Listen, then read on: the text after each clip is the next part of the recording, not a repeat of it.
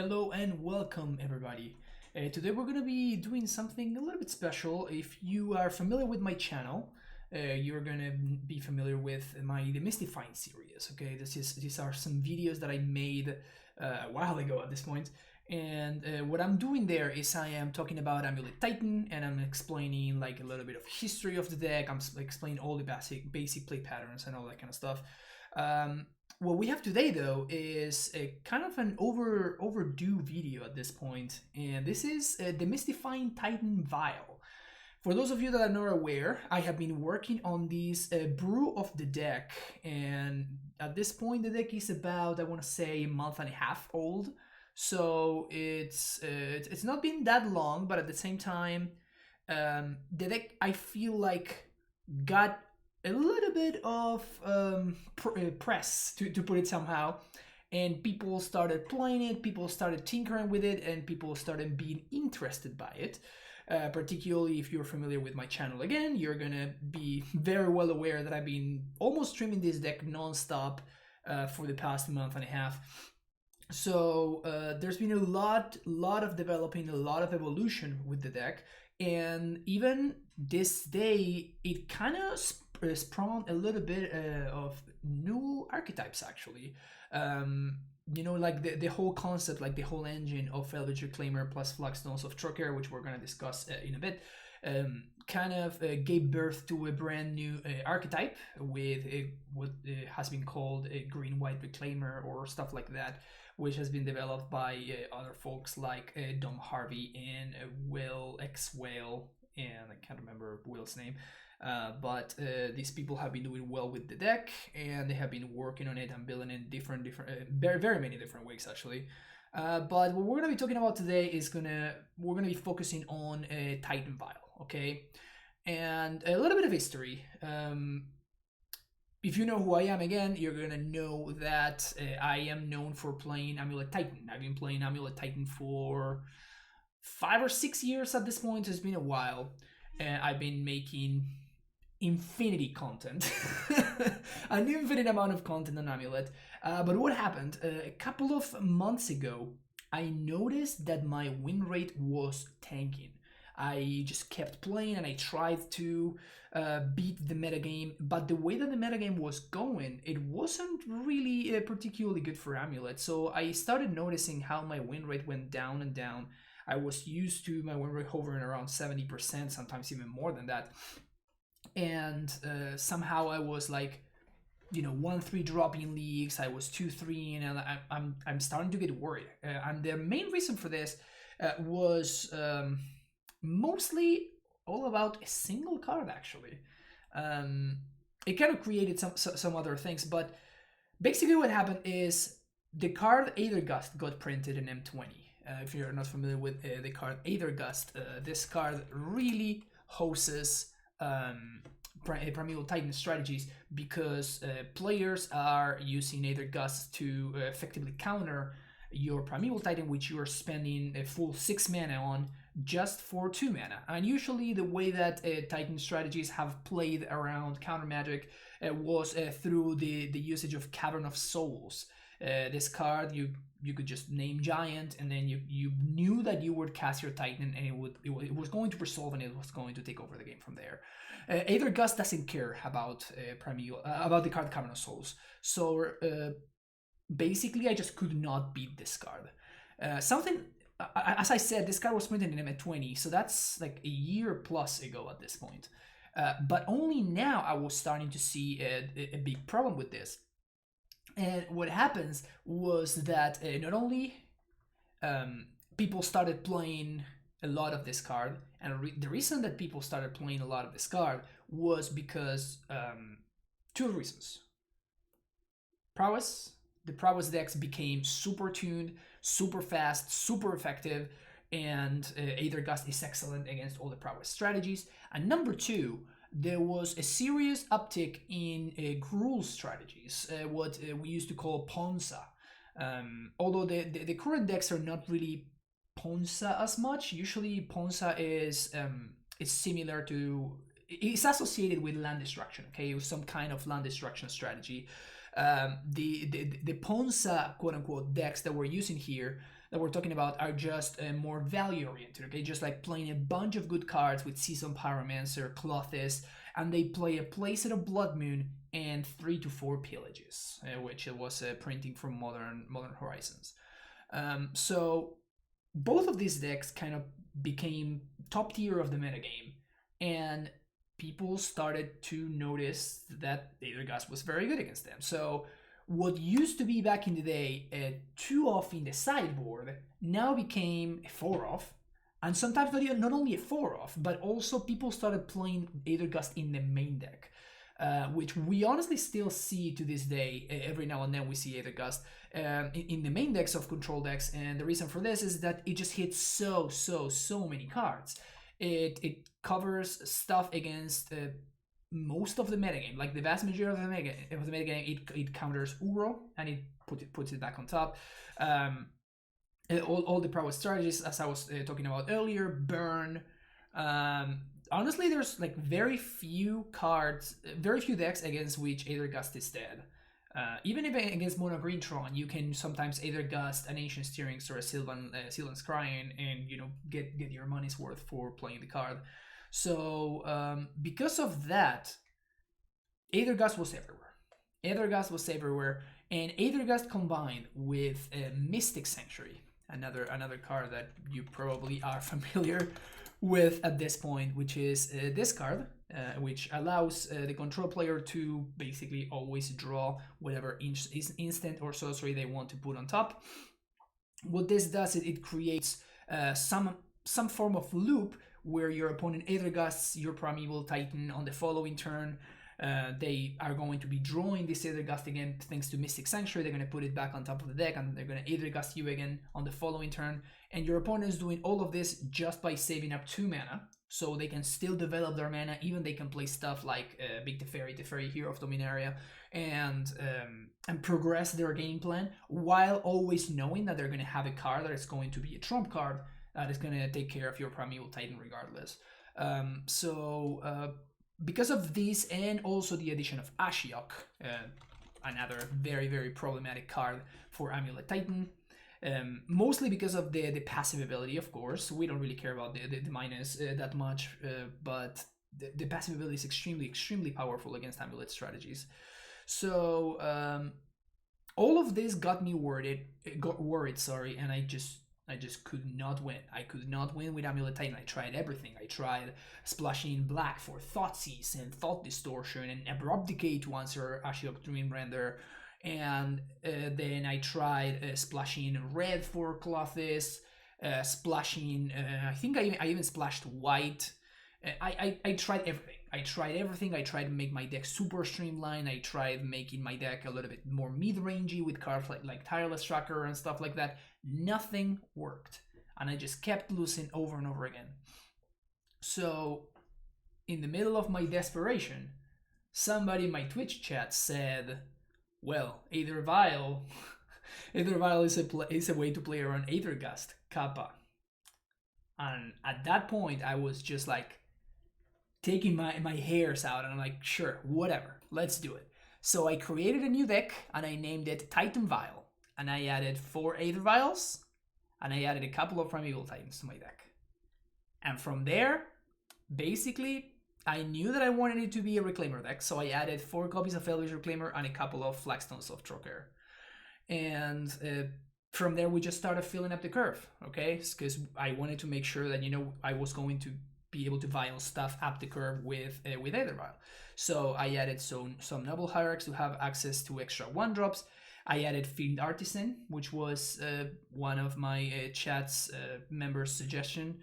I added Sakura Tribe Elder in order to help me ramp. Of course, I added Dryad and Valakut. We have Fierce Empath, which is a nice little combo with Woodland Bellower. Woodland Bellower is a sweet little number.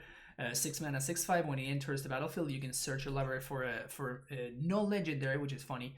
A creature with convertible cost 3 or less and put it into play. So it was a way that we could fetch a Dryad or Fiend Artisan or Fierce Empath. So Bellower fetches Empath, then Empath fetches Titan. It was kind of like a cute interaction. We also had Nissa Vasputsier. This was kind of an interesting addition. So it's a 3-mana 2/2 that when it comes into play, you fetch for a forest. And then whenever you have, I think, let me see, whenever land enters the battlefield under your control, if you control 7 or more lands, that's the actual wording, you flip it into a Planeswalker, which was kind of a powerful effect. Raminap Excavator, of course, we have access to Ghost Quarter and a bunch of other lands that we're going to want to replay over and over again. Tracker, in order to get value from our land drops. Courser of Prefix as a way to slow down all the aggressive strategies and as a way to gain life. Eternal Witness, because it's nice, just nice value card that we could get with Vellum Bellower. Just get something that died back. Oracle of Muldaya was kind of like an extra Courser Prefix in order to get value from the top of our deck and be able to quote unquote draw cards. Questing Beast as another 4-drop that I wanted to add again. At this point, I wanted to make sure that I have things up the curve that would help me get value from Aether Vial. And then Golos, again, for the same reason that we have Primeval Titan, Golos was just half a prime time that was 5 mana instead of 6. And it was also very, very nice because the whole premise of this deck was beating Aethergust. Like that's how this deck came to be. I wanted to beat Aethergust and I wanted to beat Blood Moon. Okay, those were the most problematic cards that I was having trouble with, and those were the cards that I wanted to make sure that I could beat. Golos, of course, is very nice against both of them, right? Like against Aethergust, you can just play your Golos and they can't do anything about it. And against Blood Moon, you just tap 5 mana and you can go fetch your basic from your deck. Golos felt like a card that would make a lot of sense in this shell. So I played a couple of copies of Golos as well. That's kind of what my very early lists look like. This is my very first list that I played with Titan Vial. You can also see the mana base, right? Like the mana base is I kind of got it from an amulet mana base, but kind of shaped similar to the Simic Oko Titan decks, like the deck that won GP Austin at the beginning of this year. That is kind of what I molded this mana base against. This mana base around. Sorry. Of course, we wanted to make sure that we would be able to fit the Flagstones package, because otherwise a Reclaimer loses a lot of its power. You know, you want to make sure that a Reclaimer is actually ramping whenever you're activating it. So we started off with that. So we had Bojuka Bog, Castle Garenbrig, a couple of Cavern of Souls. Field of the Dead, of course, Flagstones of Trocaire with alongside a couple of plains and snow-covered plains and basic plains, and of course Temple Gardens that we can also fetch. Valakut, obviously, that's the reason for the inclusion of Dryad. Couple of fetch lands, and Vesuva. Vesuva is actually kind of important in this deck. We're going to discuss a little bit deeper about this later. We also have Radiant Fountain and Ghost Quarter again. My basis for this mana base was the Simic Titan decks from back in the day. And by back in the day, I mean earlier this year. It feels like Oko was banned years ago, but it was this very year, which is crazy. We also have the one-off bounce land, which is actually super, super interesting. If you have a Reclaimer and you think your Reclaimer is going to die, what the bounce land does is it allows you to hit your land drops more consistently, right? If you think your Reclaimer is going to die, you can just go fetch for Celestial Sanctuary and you can hit your land drop even if you don't get to activate Reclaimer once again. So that's very, very nice. And second of probably even more important is the fact that you get rebuys of your one-off effects. Like Radiant Fountain, I guess Ghost Quarter not so much, but like Radiant Fountain in Vesuva and Bojuka Bog are cards that you're going to want to return to your hand to, of course, get an extra Bog effect, get an extra 2 life, or in the case of Vesuva, maybe copy some other land that's on the battlefield. Also, Sanctuary has a very, very nice synergy with Valakut. So if you have a Dryad in play and you have 6 lands, of course, which you're triggering Valakut, basically what Sanctuary does is it represents infinite land drops. Like you just make your land drops every single turn. You don't need to draw more lands in order to guarantee that you're going to be shooting down stuff with Valakut. So Sanctuary is actually a very, very important piece of the puzzle here, and I don't think that you would ever want to build this deck without Silencious Sanctuary. But this very early version, again, this was like my very first draft, and I joined the league, and I went 2-3, which wasn't the worst thing ever, but something clicked. Usually when I have brews, when I play some brews on stream that are for fun, if you see like Astral Ren or other stuff that I played before, usually I know, right? Like I know that this is a deck that is sweet and it's a lot of fun to play, but like it's not really competitive, you know? This was different. When I finished that league, I am like, okay, so this deck has these, and these holes. These cards worked out. These cards did not. So I think that we can go somewhere with this list. So I grabbed the same shell, but I started tweaking the numbers and I started trimming the fat, okay? One thing that I noticed, for example, was that the Noble Hierarchs were terrible. Like, they just didn't help my game plan whatsoever. And I didn't care about having more mana, I cared about having more lands. So Noble Hierarch didn't really help me at all. So this was one of the very first cards to go. I also noticed that we had basically no shot against the combo decks or the spell based decks. So that also kind of like triggered a different switch as well, which I'm going to talk about in a second, which was pretty important. One thing that I forgot to say, and that is extremely important, and is probably the number one myth about Titan Vial. And I see these over and over and over again, and the only thing that this tells me is that people don't understand what this deck is about. This deck is about Aethergust, and I know that the name of the deck is Titan Vial. This is because the deck started with 4 copies of Aether Vial and a couple of Primeval Titans. However, this is not, and I will say it again, this is not a Primeval Titan deck. This is not a deck built around the card Primeval Titan. This is, if you want to play a Titan deck, this is not it. The mana base might look like that's the case, and the fact that we have a couple of Primeval Titans might make it look like that's the case, and the name is very misleading because it makes it think like it's a Titan deck, but this is not a Titan deck. You don't win that often by casting Primeval Titan. That is just not what we care about. We are more of a mid-range deck than we are a Titan deck. First and foremost, we are an Eldritch Reclaimer deck. Like, this is the card that the entire deck is really built around, and it's actually going to be my very first topic here. Okay, why are we playing Aether Vial? The most important thing about Aether Vial is that Vial allows you to, it's something that you can do on turn 1, and then from there on, it just starts working, okay? Aether Vial is not meant in this deck to be played as I originally thought I was going to be, to want to be playing the deck, which is just like getting value up the curve. This is something that I realized after I finished my very first league. I realized, okay, this is not an Aether Vial deck. So it's really funny how the deck is called Titan Vial, and it's not an Aether Vial deck, and it's not a Primeval Titan deck either. The way this deck uses Aether Vial is it allows you to do a bunch of tricks, and it allows you to play at instant speed. This, of course, gets enhanced once we make some changes down the line, which I'm of course going to cover today.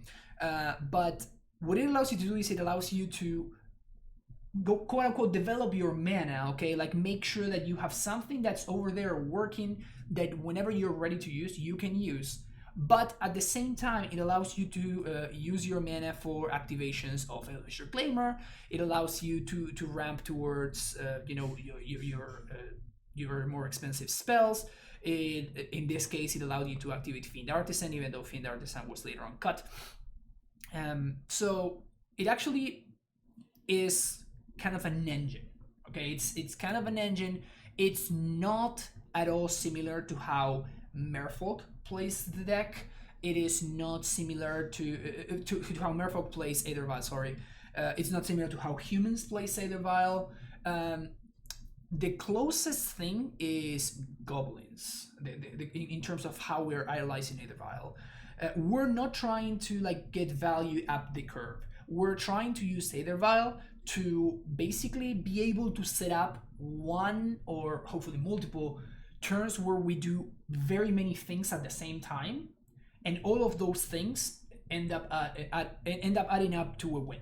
Okay, so it is very common to do something like end of turn, Vial in a Dryad, and then you untap and you cast a Titan or stuff like that, or like go get like Ramina Excavator, get some value, activate Reclaimer, then play your Violin in your Dryad, and now you can get your Valakut back, and all of this stuff is actually quite common. So you don't want to be like the way that Merfolk humans, these decks often play Aether Vial is in order to like activate stuff up the curve and kind of like develop mana not only with your lands but also with this artifact.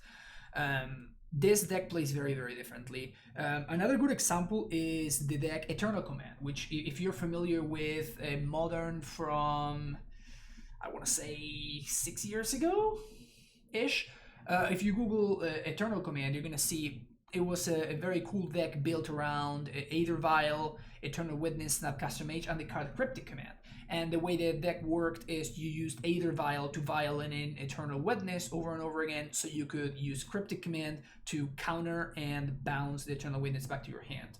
So you basically created a sort of soft lock where you are basically countering everything that your opponent is doing. So in that case, and again, the same way that this deck works is you just play the Aether Vial, you ticked it up to 3, and once you got the Vial to 3, that's where you got all of your value, right? Like you didn't care that you were not violating anything on turns 1 and 2, I guess on turns 2 and 3, when the Vial had 2 and 3 counters. So because of that, a lot of people really, really misunderstand how the deck works. A lot of people really don't understand the whole concept of the deck, and I was suggested cards like, man, I always forget the name of this card. It's basically a 3-mana 3/2 that when it comes into play you proliferate, right? So like people are so caught up in the fact that, oh, we need to get Vial up to 6 so we can Violin in a Primeval Titan. That's not what we're trying to do. It's not what we're trying to do. The vast majority of the time you want to tick up Aether Vial up to 3 and it just stays there, okay? So this is extremely important in understanding how the deck works and why the deck is built the way that it's built. Because if you're trying to play this deck like a Titan deck, you're doing it wrong and you're going to just do poorly because you are not playing the deck to its full capabilities. The way to understand this deck, again, is not as a Titan deck, but as a Reclaimer deck. On Vial, it's not a way to get value up the curve, but it is a way to make sure that you can get the most value in some very key turns. So this is the core of the deck, okay? This is the core of the deck. It's extremely important to understand the interaction between Elvish Reclaimer and Flagstones of Trocaire. This is something that it's what makes the deck tick, okay? Because this is a way that you can use the card Elvish Reclaimer to actually develop your mana.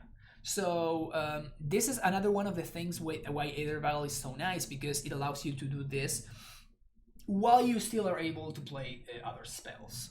So it is very common to like turn 1 play a Vial, turn 2 you do whatever, and on the end of your opponent's turn you Violin in a Reclaimer, and then you untap and you kind of get the engine going. And from there on, you're basically activating Vial every turn, and you're just not casting spells, but you're just simply activating Reclaimer every single turn. The key interaction, of course, is with Flagstones of Trocaire. What this does is you pay 2 mana and you sacrifice the Flagstones. The Flagstone says when it's put into graveyard from the battlefield, you must search your library for the planes and put it onto the battlefield tapped. And what this does, of course, is it allows you to go fetch either one of your basic planes or Temple Garden. And then you still have the Reclaimer ability that needs to resolve. So we are not down on lands. We still remain with the same amount of lands, except that now we resolve the Reclaimer ability and we end up a land. Of course, Reclaimer has a bunch of utility lands that you can go get. Bojuki Bog, in this case, Cavern of Souls, Field of the Dead, Ghost Water, Radiant Fountain. We already discussed Celestial Sanctuary and Valakut. Of course, this is one of the most commons. Of course, whenever you have Dryad going on. One thing that I want to point out is the fact that this just sacrificing Flagstones to go get another Flagstones is a very, very common play pattern. Whenever you're playing against something that you know that it's not going to kill your Reclaimer, let's say something like Ad Nauseam or Amulet, against any of these decks, whenever you know that your Reclaimer is going to be good to go and it's going to get to activate multiple times, or if you have multiple Reclaimers, even against the removal decks, if you have like 2 Reclaimers or something like that, and you know that at least one of them is going to survive, then you're free to do this, and that's when you really get to see the engine going. A lot of the wins that I get is by people underestimating how busted this card is. I cannot stress enough. Like, if you want to beat this deck, you have to kill the Reclaimer on 1. This deck untapping with Reclaimer. This even goes for other Reclaimer decks that now we're starting to get to see a little bit more often, just like green-white based Elvish Reclaimer decks. You have to kill the Reclaimer on sight because the Reclaimer itself enables its own combos, right? I jokingly always say that Elvish Reclaimer plus Flagstones of Trucker is basically Splinter Twin, because when you get this engine going, you're very likely winning the game. And of course it's a joke, but there is a little bit of truth to it, because this interaction is extremely, extremely, extremely powerful. And people very often underestimate how good this is.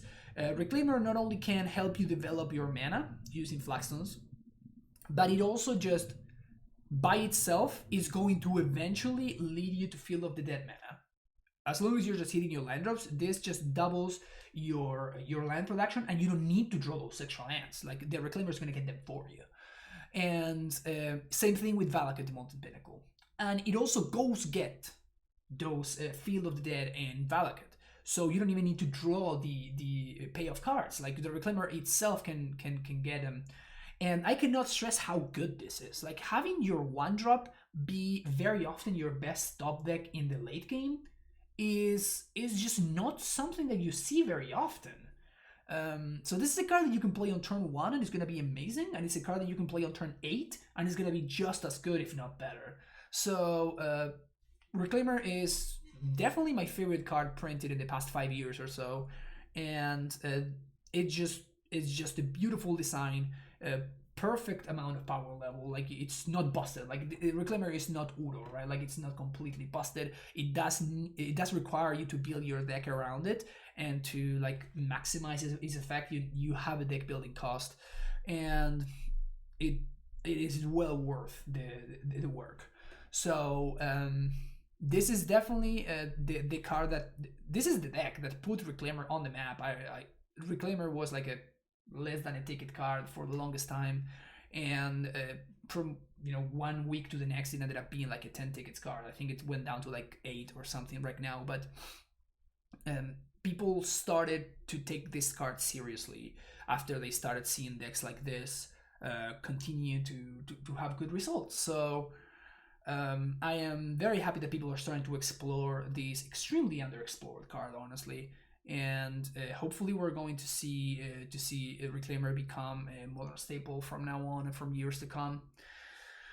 All right, so we discussed a little bit of the basics of the deck, why how we're meant to be using Aether Vial, why this is a Reclaimer deck, and how this is a Reclaimer deck, basically. One thing that I want to touch on very quickly before we move on to after I started making some changes to the deck and the deck started evolving is the sideboard. And particularly here, Celestial Purge is, in my opinion, the best sideboard card that you can have in your Amulet sideboard, because it answers everything that you really care about. It answers Blood Moon, it answers Ashiok, it answers Liliana of the Veil, it answers Death Shadow, Soulscar Mage, and Monster Swift Spear, you name it. If there's a card that you care about, Celestial Purge kind of takes care of it for good. So it's also a very very efficient card, like 2 mana to get rid of it. 3-4 mana card. It's always a good exchange. And the only problem with this card in Amulet is that it requires you to splash white, obviously. You don't need to be a genius to realize that you need white mana to cast this. Fortunately for this deck, we're playing white already. In fact, we, depending on the list, you are sometimes playing more actual white sources because of the flagstones than you are playing green sources. So Celestial Purge is just like a slam dunk and is single-handedly the best cyber card that you can be playing in this deck. Very often I see some lists nowadays going up to 4, which I honestly agree with. I think this card is excellent, and I'm very happy that this deck is able to play such an impactful card, and you can do so pretty effectively. You don't need to warp your entire deck around being able to cast the card. You can just naturally cast it with the deck the way that your deck is built. Path to Exile, of course, it's just modern staple, just a classic removal spell. Not amazing, because against the prowess deck, giving them a land, it's a huge cost in the early game, and not so much on turns like 5 or 6, but when you're pathing your opponent's creature on turn 1, it makes you feel really sad. I still think it's worth it, and you're still happy to play 3 copies, maybe even 4 copies should be better, but. Yeah, so Path to Exile is just a card that you expect to see in every single white deck.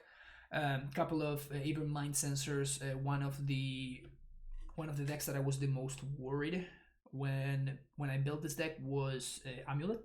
Like, that's actually one of the deck's absolute worst matchups, which is funny. And Mind Sensor kind of tries to fix that matchup a little bit. Force of Vigor, of course, I wanted to make sure that I could destroy Blood Moons and stuff like that. Knight of Autumn, same reason, except that it also is good against burn and whatnot. Tireless Tracker is also a nice little addition. And then you see 3 copies of Damping Sphere. When I built the deck, I originally thought that we were going to really struggle against the combo decks, and I was not wrong. The deck is really bad against combo decks. So what I did is I added some 3 Damping Spheres to the sideboard. Of course, we also get some splash bad hate against Amulet, and we get some actually pretty solid hate against Tron as well. So Damping Sphere also slam dunk in the sideboard. But yeah, so this was my very first list. This is ground zero, and from here we build. After I finished my first league, I realized, oh man, like the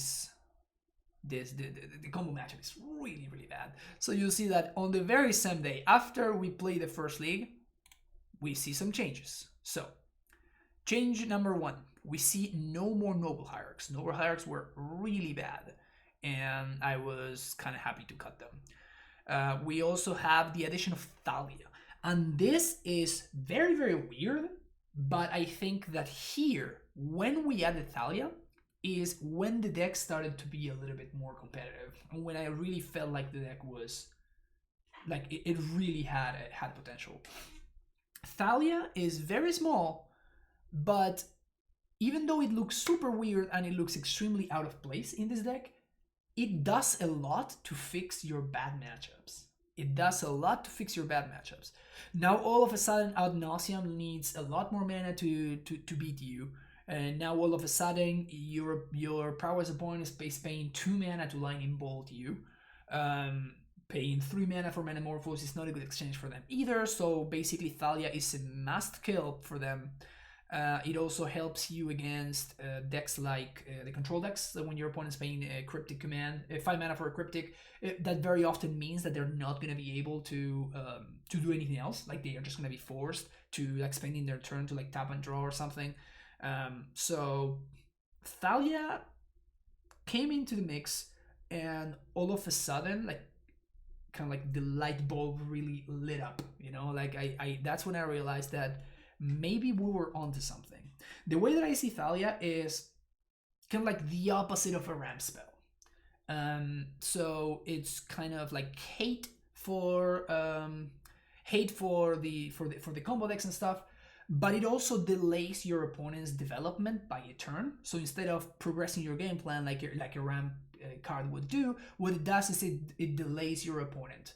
What this does is it allows you to have extra turns to uptick your Vial, which of course allows you to have more explosive turns easier.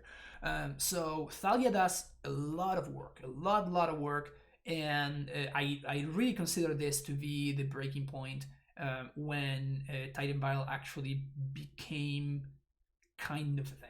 Okay, when I was happy to play the deck and I started, being excited about working on it and developing it. We also see a couple of changes to the mana base. You're gonna see that I cut a castle and I cut a cavern from my original list. This is not a coincidence. Again, like when I built the deck originally, even I was under the impression of, oh yeah, I'm gonna need castle so I can cast my Titan faster. Then I realized that this is not really that much of a Primeval Titan deck, so I thought that the castles didn't make as much sense. One thing that's interesting about the castle, though, is that sometimes it still gives you 1 mana, even if you're not... I mean, of course, it works beautifully to cast Primeval Titan, right? It just gives you the 6 mana right away. Very often what happens is you end up like playing a Dryad and then using 2 of this mana to like cast a Sakura Tribe Elder, and then you pay 2. You only have to pay 1 more mana to activate Reclaimer. So even though it's not like the best Castle Garenbrig deck ever, you still get a little bit of value from the castle. So you're gonna see that in the future I'm gonna go down to 1 less castle, but I still have access to the 1 copy because I think it's pretty cool. Also, sometimes you get to speed up your... If you do have a Titan draw, you get to speed it up by a turn with thanks to Reclaimer. You can just go fetch for the castle. So it's a fine one-off to have access to.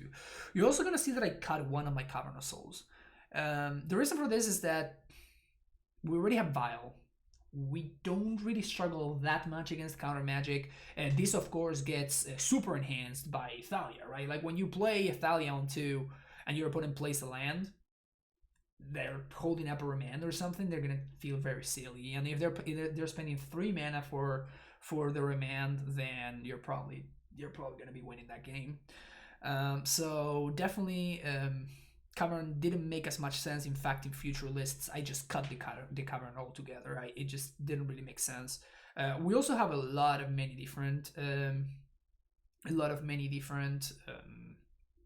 creature types. So I think that when I finally decided to cut the Cavern was when I had 1 white in Cavern and I cast my Fierce Empath for green, and then I top the Cursor, and I was actually two full green sources away from casting the Cursor. And that's when I realized that another little bit of little tiny detail is the mana. Even though we're playing 26 lands in this list, we're gonna go up to 27 soon enough. But like my original list had 27, then I went down to 26. The mana sucks. The mana is really bad because you are kind of like torn and you're kind of getting pulled in many different directions. Like you want all your one-offs because that's how you get value of Reclaimer. Again, this is a Reclaimer deck, so because the entire deck is built around this card, you want to make sure that your Reclaimer and your Golos / Primetime whatever are as powerful as they can be. So you need to play the one of Bojuki Bog, you need to play the Field of the Dead, you need to play the Radiant Fountain, the Ghost Quarter, you need to play the Valakuts. All of these cards are effectively a land that tap for colorless. So what this means is that your mana actually kind of sucks. So that's yet another upside of Aether Vial. Like sometimes you keep hands of like Field of the Dead, Flagstones, Cavern of Souls, or like Field, Flagstones, Valakut or something, but you have a Vial and you're good to go.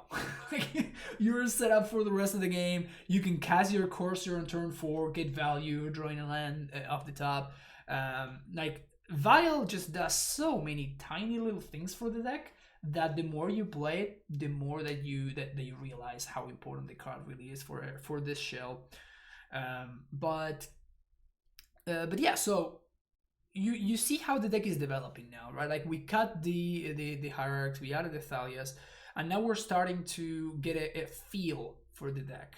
So we also added a Thragtusk in the sideboard. That's pretty minor, but like it's a card that makes sense, right?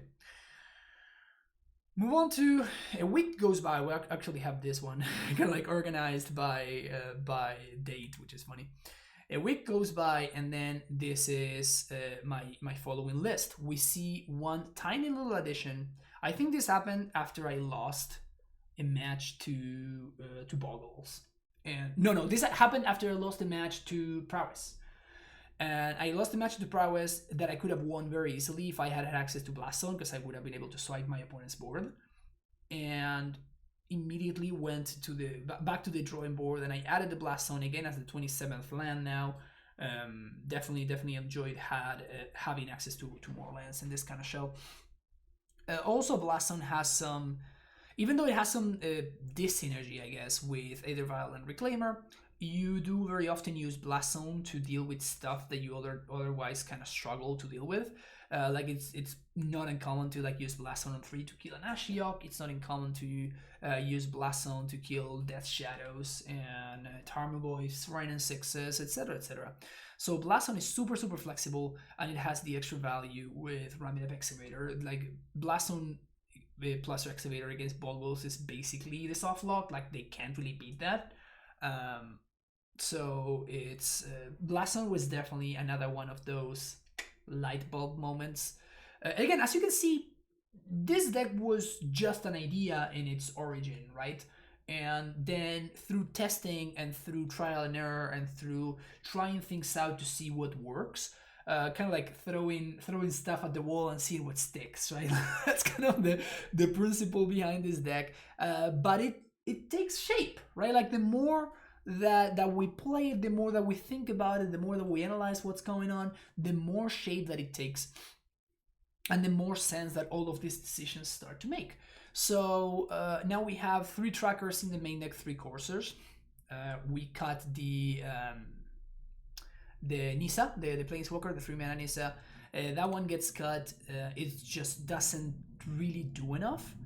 And like it just felt like a worse tracker or worse courser in my testing, so that one gets cut, and then we play some like quote unquote better cards.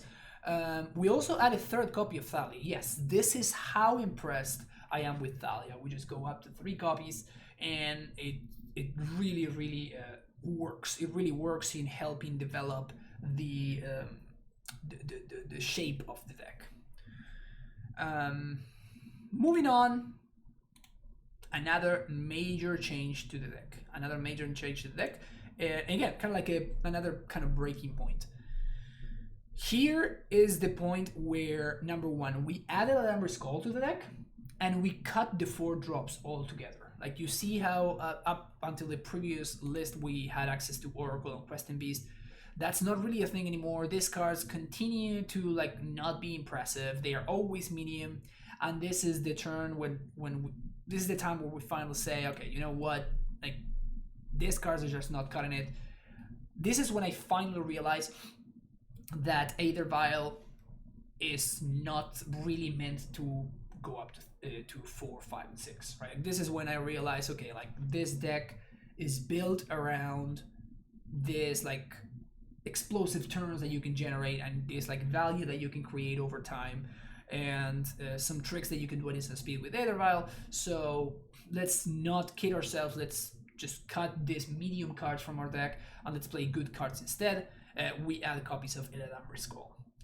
We start with 2 copies, which is kind of weird, but this is the starting point. This is the first time that we test out the card, and you know, I had the 2 4 drops that I was cutting. I'm like, okay, let's turn those into Alambr's Call and let's see what happens. Love it. Like Alambr's Call really opens up a whole new avenue for the deck. Now we legit start to become a toolbox deck, besides something like a value deck. So one thing that I wanted to point out is a lot of people get confused about a couple of things, and this is like, again, one of the many reasons why I'm making this video today. A lot of people confuse this deck and they think that it has something to do with Amulet, which it doesn't. But once we added Alambr's Call to the mix, now we really start getting that toolbox vibe going on. We already kind of had the land toolbox going on, but we didn't really have the creature toolbox going. We kind of did a little bit at the beginning with Fiend Artisan, but this card again was always very medium. Didn't like it and ends up getting cut. But now that we added Alarm Skull, now all of the one-offs in the deck really start to shine.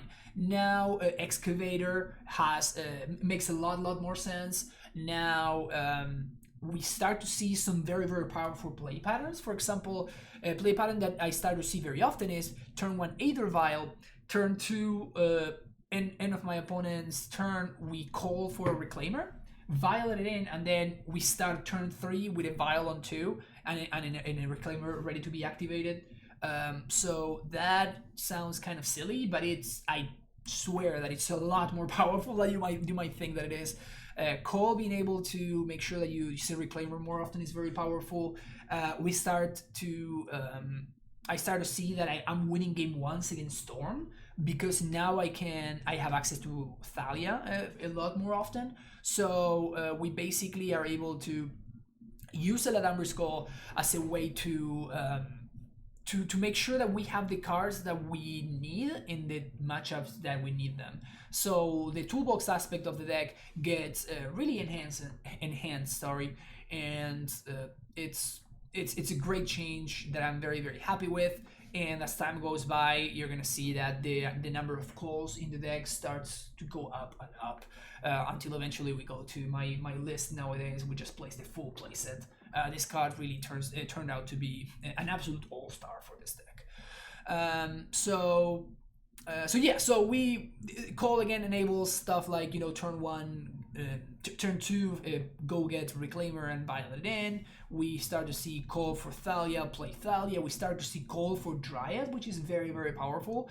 Call in for Titan on the end of your opponent's turn, then you untap and you play the Titan. Anonymous Call, very powerful. We still see everything up the curve. Call also does something very cool, which is it gives Eternal Witness a much stronger. It makes Ewit be a lot more impactful in post-Cyber the games. What do I mean by this? If we get paired against a deck like Ponza, against a deck like Goblins, against a deck like Devoted Druid, those matchups kind of like are all about whether we can stop our opponent's game plan. Like our game plan kind of like happens by us doing stuff, but our opponents have avenues to just straight up kill us out of nowhere, right? We're going from 0 to death. So what this does is like we only need to draw one path to exile, right? Like we have one path to exile or one purge. Purge, of course, being able to answer like Snoop from the Goblins deck, and like Blood Moon as well. So of course Purge even has always a great cyber card. But now like we only need to draw one of these effects in order to stop our opponent, and if they try to assemble the combo once more, then we can just call for Eternal Witness, get back the removal spell that we already used. So now Ewit really starts to take shape as an all-star in Sideboard games. It really starts to in games 2 and 3. I find myself calling for Ewit a lot, so I can get access to my extra removal spells against stuff like Tron. You buy back your damping spheres that your opponent destroys. Against Burn, you get back the Thruktas that your opponent killed, and like I see myself calling, and the stock of Eternal Witness really goes up in Cyber the game. So even though it's chilling here in the main deck, again it still has some added value. Just getting against Tron, for example, very often if you don't like draw your Raminap, if you're a Reclaimer for Ghost Quarter, you can Ghost Quarter your opponent, then Vial it in, Eternal Witness, get back your Ghost Quarter, buys you an extra turn. So stuff like that. So it's not the best in game 1, but it still has a ton of value, a ton of utility. But it really is extremely powerful in post-Cyber the game. So Eternal Witness, the one-off slot for Eternal Witness really starts to shine. So that's the power of Eladamri's Skull, of course, that whenever it gets added to the deck, it really takes it up to the stratosphere. Now, something very special happened here. Titan Vial was kind of like my pet deck, which I played, and I started working on it, and I'm having a lot of fun, and I'm actually winning a fair amount. Like, I am consistently going 4-1 in leagues. I finally managed to get a 5-0, and then something very cool happens. Somebody watched the deck list, and a very, very important tournament took place, which is called the Modern Showcase Challenge. This is a very, very important tournament for a very sizable prize pool, and somebody picked Titan Vial, and they took it to a top 16 finish. This is no joke. This event is extremely hard. The only people that rise to the top and that do well in this event are literally the best modern players in the world. Extremely tough field, and somebody just picked Titan Vial and got it all the way to the top 16. So I'm super, super excited about this. And this is when I realized, is this deck more real than even I give it credit for? Maybe it is. So now I am really excited about Titan Vial. You still see some changes and some developments. Number one, Cavern is gone altogether, as I was explaining earlier. It was really, really awkward with the mana. It just kind of didn't help a lot. One thing that we see here is this is a change that I think the name of the player is Return to Dust. Return to Dust made this change where he added a Knight of the Reliquary to the mix. So I tried it out to kind of see what's up, and the card is solid. It's okay. It does some work here and there, but yeah, I just got the third copy of Courser, adding Knight of the Reliquary based on what Return to Dust did, and it's pretty solid. I definitely play Knight of the Reliquary for like 3 weeks or so before I eventually end up cutting it again. We're gonna talk about that later. But yeah, it's basically like a Reclaimer that is just overall a little bit worse. Because Reclaimer allows you to sacrifice any land to go with value, while Knight of Reliquary needs for that land to be a forest or plains. One thing that's very cool about the Knight, though, is that it interacts very nicely with Dryad, because Dryad means that all of your lands are forest and plains, so you can stack any land to the next ability, and you can sacrifice your Flagstone so you can get value, and at that point, Knight is as good as Reclaimer. So definitely a very, very interesting card, and a good one to have access to. The reason why I ended up cutting it, even though it's a couple of weeks after, you're gonna see that Knight is going to show up in multiple other lists. The reason why I end up cutting the Knight is because this is not a very good Knight of the Reliquary deck. We only have 3 fetches, as you can see here. So very often, by the time the Knight of the Reliquary comes down, it is just like a 3/3 or something like that. And spending 2 mana for a 3/3 that then your opponent is going to bolt is not the most exciting thing. So that's the reason why I end up cutting it. Reclaimer, of course, we're spending 1 mana for. So if your opponent we spend 1 mana, our opponent spends 1 mana to bolt, like it's fine. Like we just trade evenly on mana. But trading on tempo 3-1 it's a very, very big hit. So that's why I end up choosing to cut the Knight of the Reliquary, even though it definitely had some matchups where it was kind of impressive. Like, for example, Mill. Of course, it's kind of hilariously funny, but yeah, you end up with like a 12 Knight of the Reliquary or something, which is pretty cool. Anything else that I want to discuss about this list? Oh yes, 2 very important things. Number 1, Arasta. Arasta was a tech that I stole. I think indirectly I stole it from another streamer by the name of Giglio MTG. Shout out to him. Arasta is a card that is very powerful against specifically prowess.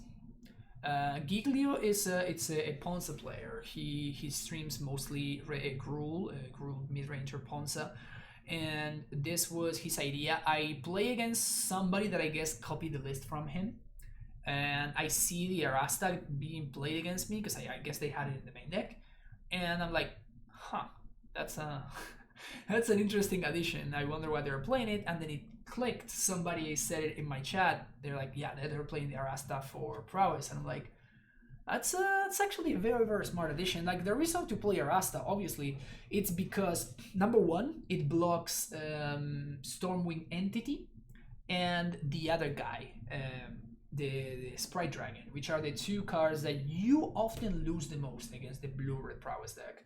Which, by the way, Blue Red Prowess is like the version of the Prowess decks that I'm the most afraid of, and it is in no small it is mostly because of the existence of these two cards, which are the ones that I lose to the most.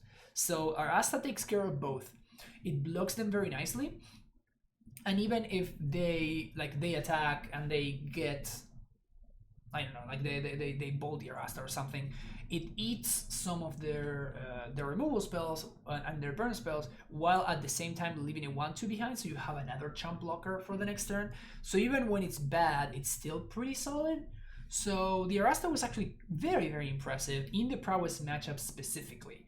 Also, if they have one of those hands where they need to cantrip into their answers, like Arasta really takes over, and it really just destroys them. One time I got to combo it with an Oreo champion, and that was just an absolute delight. Anyway, another thing that we see is an addition by Return to Dust. Return to Dust cut some number of Celestial Purges and some, I think it cut, I don't know what he cut, but he added Veil of Summer. This is a card that I tried out, and I was, as it very often happens, like the single card that you lose to the most from the blue decks really is Aethergust and kind of nothing else. Even though this deck just it kind of houses Aethergust a little bit, honestly. It's really really good against Aethergust specifically. But Veil of Summer just doesn't really help against Aethergust, and it doesn't really answer your other problematic blue cards. Like same as Amulet, like Ashiok is kind of problematic for this deck, even though again not as problematic because we have a bunch of like value low casting cost creatures. So very often by the time your opponent plays an Ashiok, you have some kind of board state, which is the difference with Amulet, right? Like Ashiok is insane against Amulet because very often Ashiok comes down and it's the only thing on the board, because Amulet has like, you know, like a Sacred Drive Scout or like an Arroyo Grace or something like that in play. So it really just completely destroys the Primeval Titan, right? Like the Prime Titan comes down and just does absolutely nothing. It's just like a 6-mana 6/6. Your opponent then gets to untap, answer the Titan, and do whatever they want.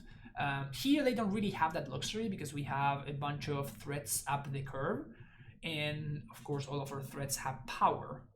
So we can clock Ashiok a lot more effectively. Also, we also have Purchase in the Sideboard, which is a little bit of a side note. But yeah, so Veil of Summer was kind of medium. It was mostly good against your, you know, the John decks and the Shadow decks, but like you're already very, very good in those matchups regardless anyway. So like having access to a card that didn't really improve my bad matchups and it just like made my good matchups even better didn't really make a lot of sense to me. So the Veil of Summers were actually cut pretty quickly. But yeah, you see how the list continues to evolve. We're trying out new cards almost constantly. At this point, I'm still to this day just trying basically a new list every single stream. So we see like the numbers kind of like shifting around and changing and evolving. Here we try Shalai, which is actually very, very important.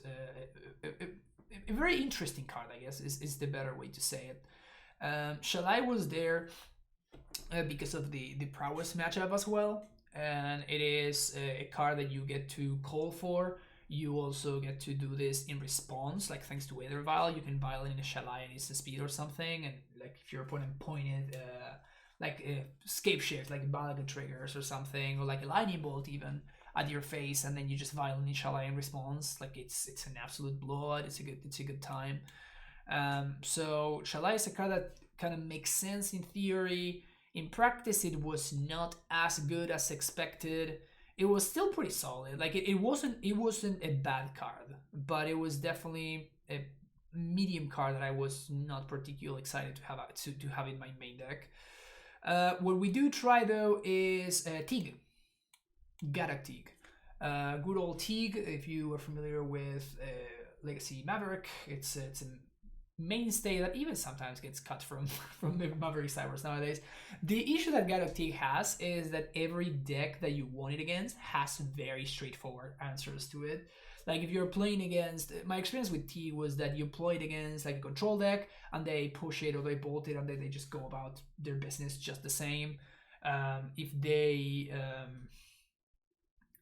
are playing a Nauseam or something, they have the 3-mana sweeper, so they just like sweep the board and it's the same thing. They still get to cast all of their cantrips and stuff, right? So like Teague doesn't really stop them; it just delays them, and it's not even that good at delaying them. Like Thalia is a lot better at delaying them because Thalia means that now their Serum Visions cost 2, like the Sleight of Hands, all of those cards like get doubled in cost all of a sudden, and that keeps your ad nauseam opponent or like your control opponents at 1 spell a turn.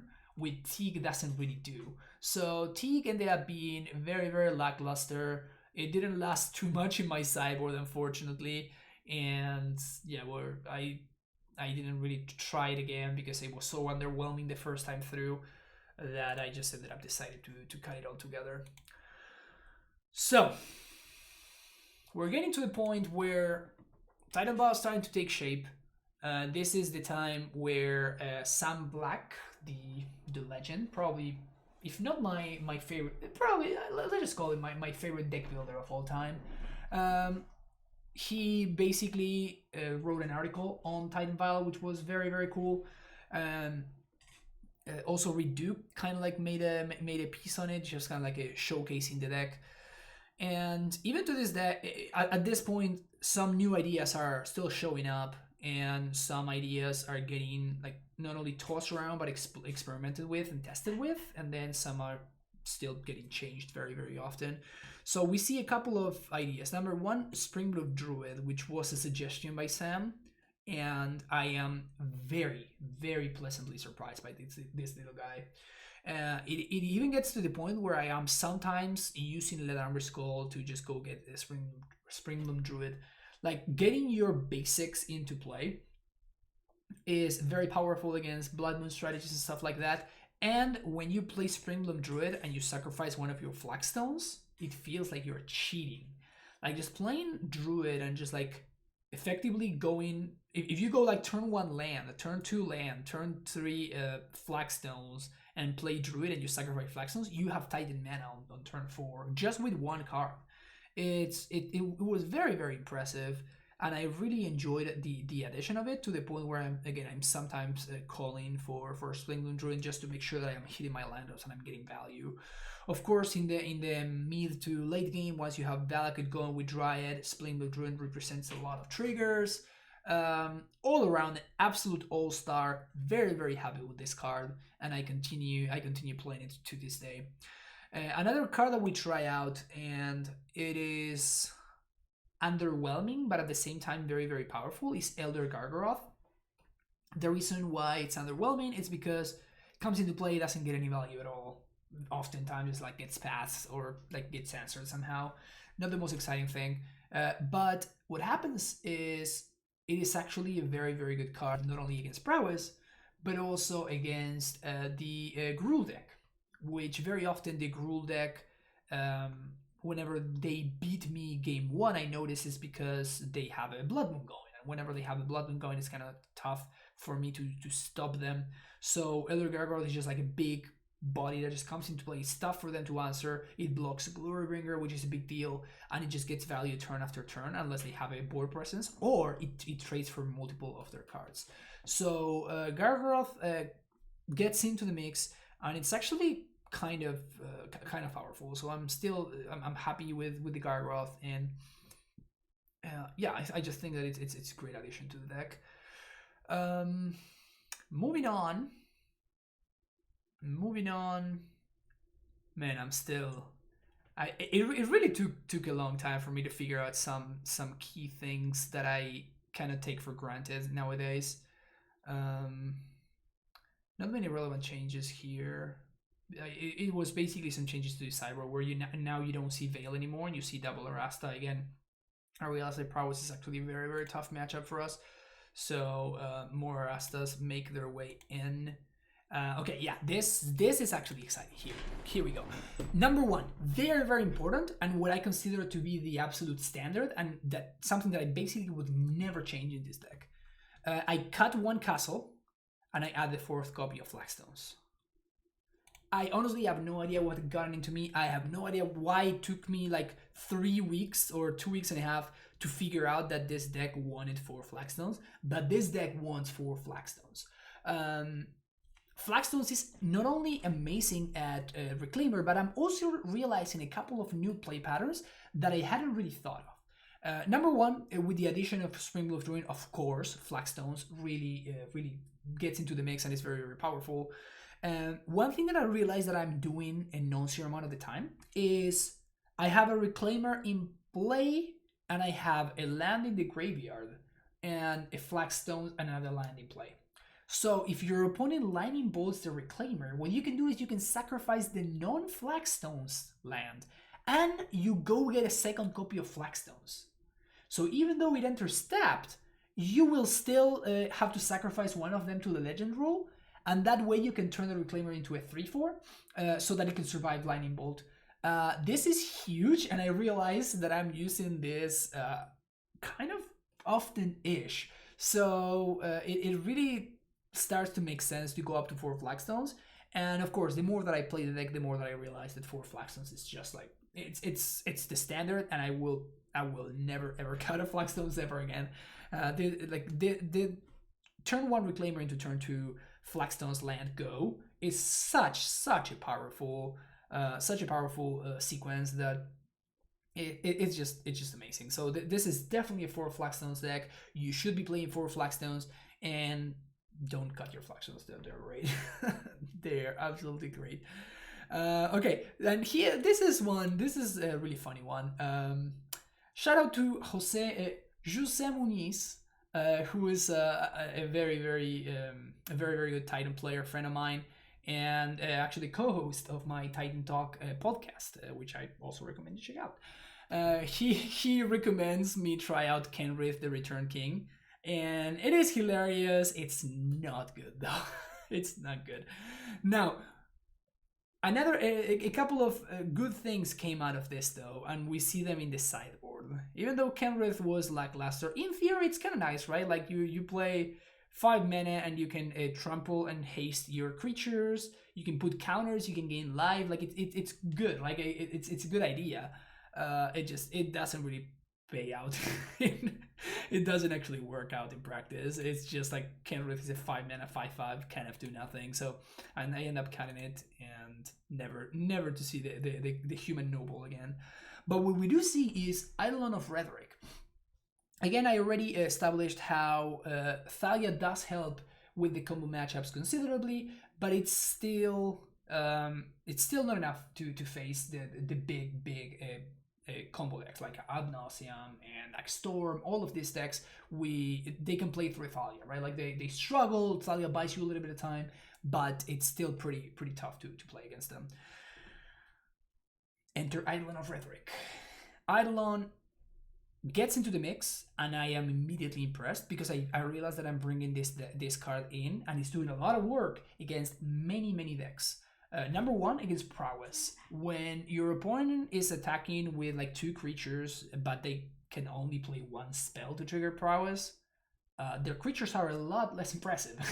The creatures are a lot less impressive, particularly if one of the other cards that you have in play is an Arasta or like a Dryad or whatever. So Eidolon, very good against Prowess, number 1. Not so good against Burn, even though I'm still probably okay bringing it in, but definitely very good against Prowess specifically. Another thing I realized is against the control decks, they kind of struggle to get rid of Eidolon, and Eidolon really hosts them sometimes. Very often, what they will do is they will do stuff like Growth Spiral plus remand your creature or whatever. Like now they either remand your creature or they develop their mana and they Growth Spiral. Particularly Wilderness Reclamation decks, they really win by doing many things. Like they win by spending their mana on like Uro and stuff, and then like doing stuff, for example, casting Nexus of Fate and whatnot. Now if they develop their board, they can't actually interact with you on the same turn, so you are leaving them down.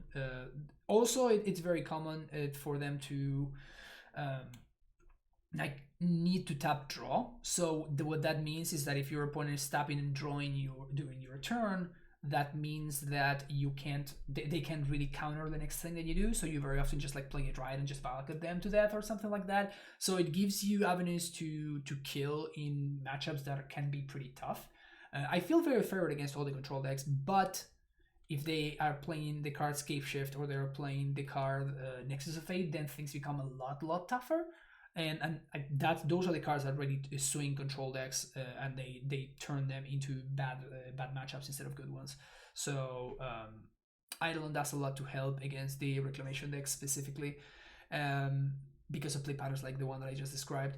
And also, I find that it's kind of sick that like your opponent might do something, like for example against stuff like Ad Nauseam, like they might Ad Nauseam or something, and I can call in response. Or like for example, we can you can call in response and you can get Eidolon and violate it in. Like for example, if your opponent plays like a Thassa's Oracle or whatever, and like they need to do the other thing as well, so you can call for an Eidolon and you can violate the Eidolon or like stuff like that. You really get to mess up some of their setup turns. Eidolon has kind of been an all-star, and in my current list, I'm actually up to 2 copies because of how good it's been against the combo decks. There's also been a newly spoiled card, which is basically the effect of Eidolon, but in a 2/3 flying body. So I am definitely going to be testing that card, and I'm going to be comparing it to Eidolon. Of course, like the faster clock is always welcome. Dying to Bolt is kind of a big deal. So I will probably stick to Eidolon, I suspect, but I'm definitely going to be trying it out.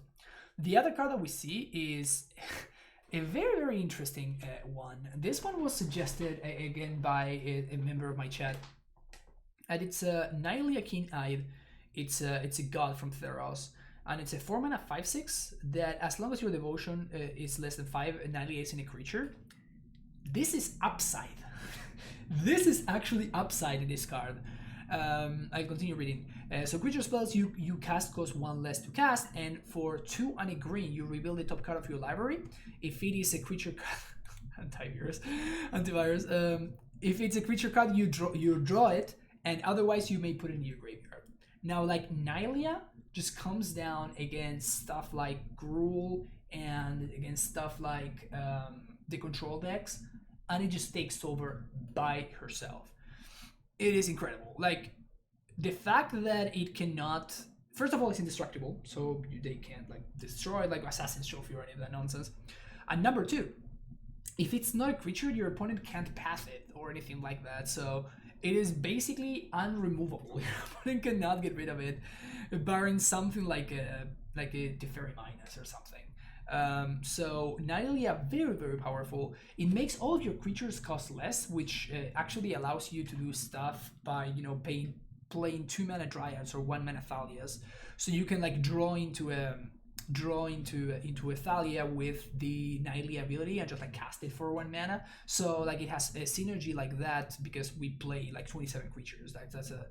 That's a pretty strong, a pretty high amount of creatures, and the draw ability ends up being very powerful because you can kind of control your draw a bunch thanks to Reclaimer and Courser, and you can also get some value by putting cards in the graveyard. Like you get to grow your Reclaimer by putting a creature in a land in the graveyard, or you get to if you don't want to draw like a forest or something, you basically get to mill it instead. So you're going to be drawing a real card. So I am very impressed by Nylea against all the control matchups, and I end up cutting it down the line, but I still think it's very good, and I'm definitely keeping an eye for keeping a keen eye. I'm definitely keeping an eye out for matchups and metagames where Nylea can be good. Alright, let's continue the evolution. Now something interesting, Nylea actually finds its way to the main deck, but nothing Nothing more of consideration here. One thing that I want to point out is, as you can see, with 2 Steves and Springbloom Druid, I am actually going up in the basics count to 3. So I'm playing 3 basic forests, 2 snow forests, and then 1 plains and 1 snow covered plains. So I'm up in the basics count because I have so many ways of fetching basics. With my future lists, when I end up cutting some of these cards, then we then I go down on basics a little bit. Yeah, so all of the lists that you're seeing here are me kind of like trying different main decks / sideboard configurations, trying to find the balance, trying to fight the metagame. And this is the last change that I wanted to point out, which is Knight of Autumn finds its way into the main deck. I feel like there are enough decks where Knight of Autumn is good or it has incidental value that I consider that it's a fine one-off inclusion, particularly as we go up in the count of the number skull. So Knight of Autumn allows me to have answers to Blood Moon against Gruul in game 1, which is very, very big deal. I feel like the game 1s that I lose to Gruul very often, if not all the time, involve a Blood Moon, since we are very since we can outgrind them very, very easily, as long as we don't get like killed on turn 4 or something. When they have an extremely aggressive draw, in terms of grind capabilities, our grind capabilities are a lot better than theirs. So like Blood Moon very often is a key piece in Gruul beating us game 1, and of course value against Burn, where gaining life is huge, or it can actually kill Eidolon, which is very powerful. Actually, sometimes Eidolon can be a problem for us, depending on how our draw lines up. So having access to main deck answers to Eidolon can be a big deal in certain games. We also can gain life. We also can destroy Wilderness Reclamation, which is we see actually going up considerably in terms of the amounts of control decks that do get to play that card. It gains life against Prowess, even though it's not that relevant there. But the thing is that it is kind of like a life gain / answer to Blood Moon split. So I'm still happy having access to Knight of Autumn in my deck against Prowess. Answering Blood Moon is very, very important against them. And yeah, so I'm just overall happy enough with Knight of Autumn to make it come to the main deck. So that's definitely one of the latest changes that I do before arriving at my current list. And the other thing that I wanted to talk about is Core Firewalker. I tried both Core Firewalker and Auric Champion. For those of you that don't know what Auric Champion does, is right here. So protection from black and from red. Whenever another creature enters the battlefield, you may gain 1 life. Champion is of course great against the Prowess deck. I'm looking for a card that helps me beat the Prowess matchup. The Prowess matchup, the more that I play against it, the more that I realize that it's pretty bad for us. Unlike Burn, which is pretty solid to actively good, Prowess is very, very bad and it's really tough to navigate. So I'm testing out multiple ways of approaching the matchup, and I'm testing multiple cards that can be good in the matchup. So our Champion is one of the cards that I tested. The nice thing about Champion is that it's a lot more flexible. Yeah, you would bring in our Champion against stuff like Jund. It's very powerful there. Shadow decks, very, very powerful against Shadow decks. Of course, Burn. Of course, Prowess is definitely powerful against all of those decks as well. But I find out that against Prowess specifically, Auric Champion, even though it's good, it's solid, it's not as backbreaking as I want it to be. Because like Champion comes down, like we gain 1 life when they play a creature, and then the rest of their hands just spells. So they just like play a flurry of burn spells and they kill us. So even though Champion actually helped a lot in terms of having flexibility, like we could bring Champion against stuff like humans because he helps us buy time. So we have a lot more flexibility with Auric Champion, but I realized that we need the KO, right? Like we need the creature that is going to calm down, and our Prowess opponent is just going to really struggle to beat, or they're gonna straight up lose to it. And Core Firewalker is the card that I feel like does that the best. Firewalker shines, of course, against the mono red versions. Obviously, it's really tough for them to beat Firewalker.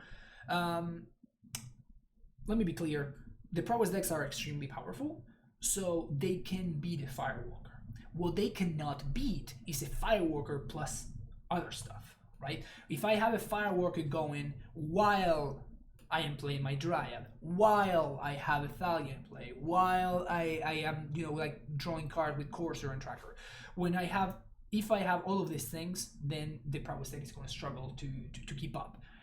But if all I have is like turn 2 Firewalker and just like hope that it gets me there, it's not going to.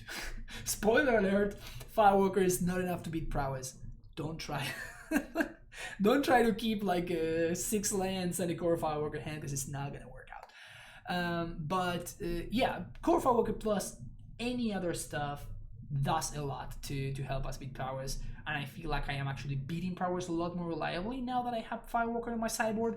I am, of course, very often just calling for Firewalker.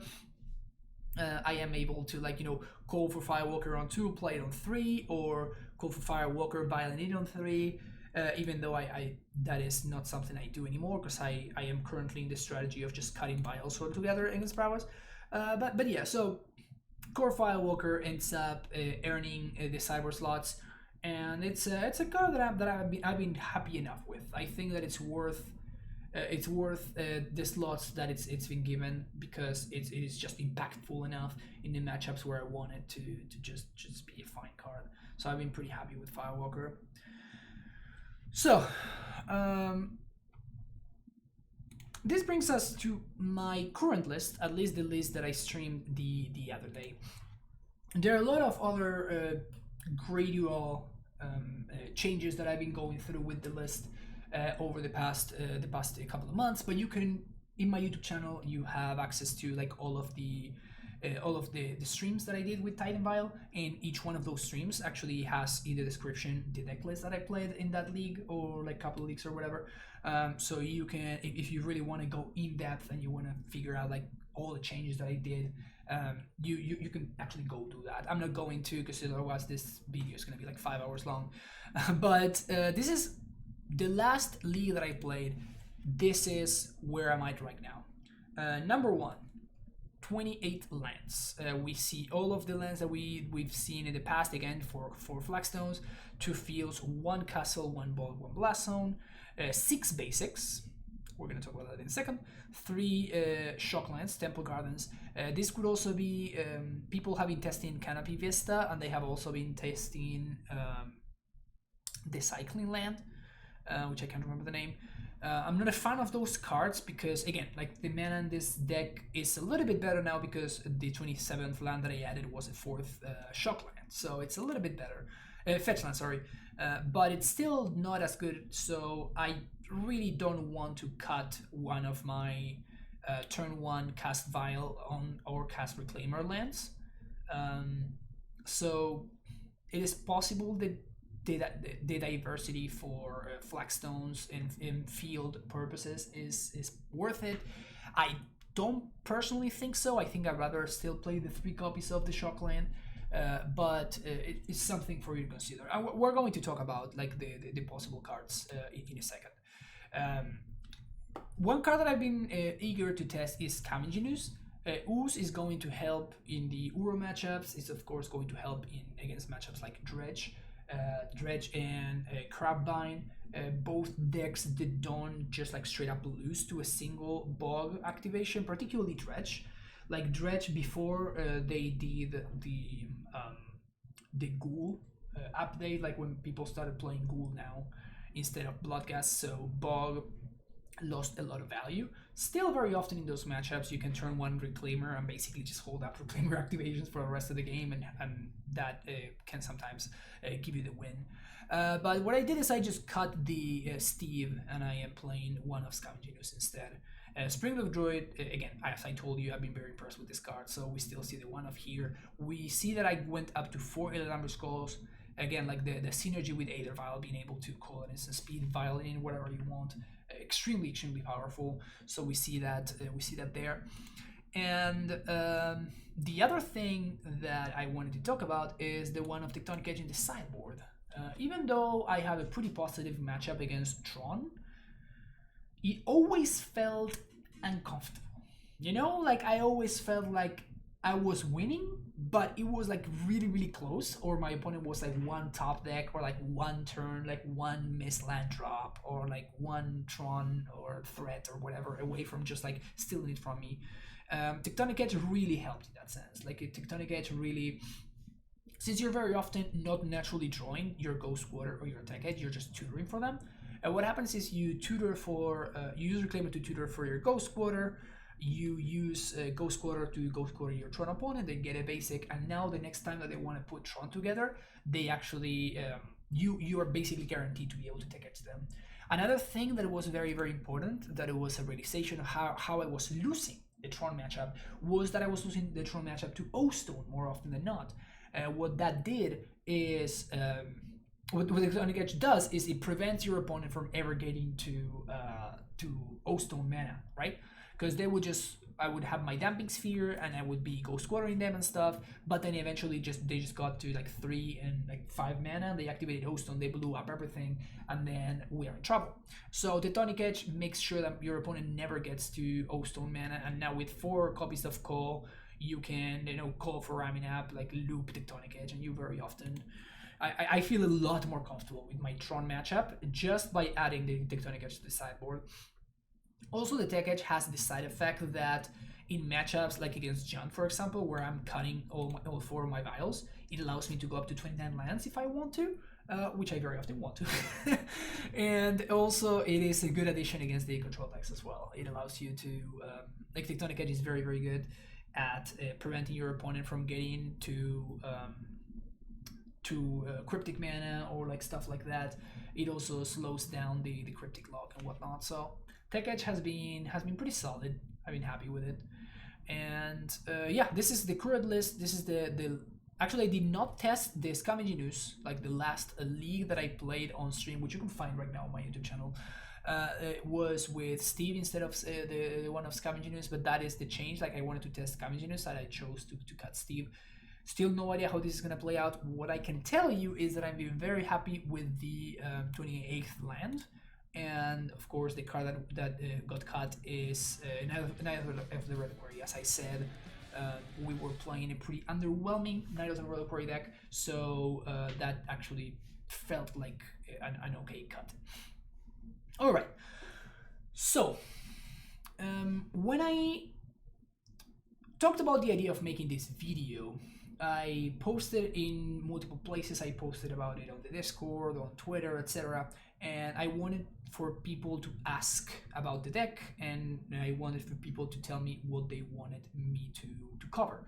So what we're gonna go over right now is a couple of questions that I had, and then we're going to go over a bunch of cards that I tested, wanted to test, or like that I tried, that I did or didn't like.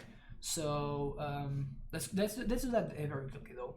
Number one, a lot of people confuse this deck with Green-White Value Town. Like Green-White Value Town is a deck from like 5 years ago or 4 years ago or something, that it was a collected company deck with a bunch of mana dorks.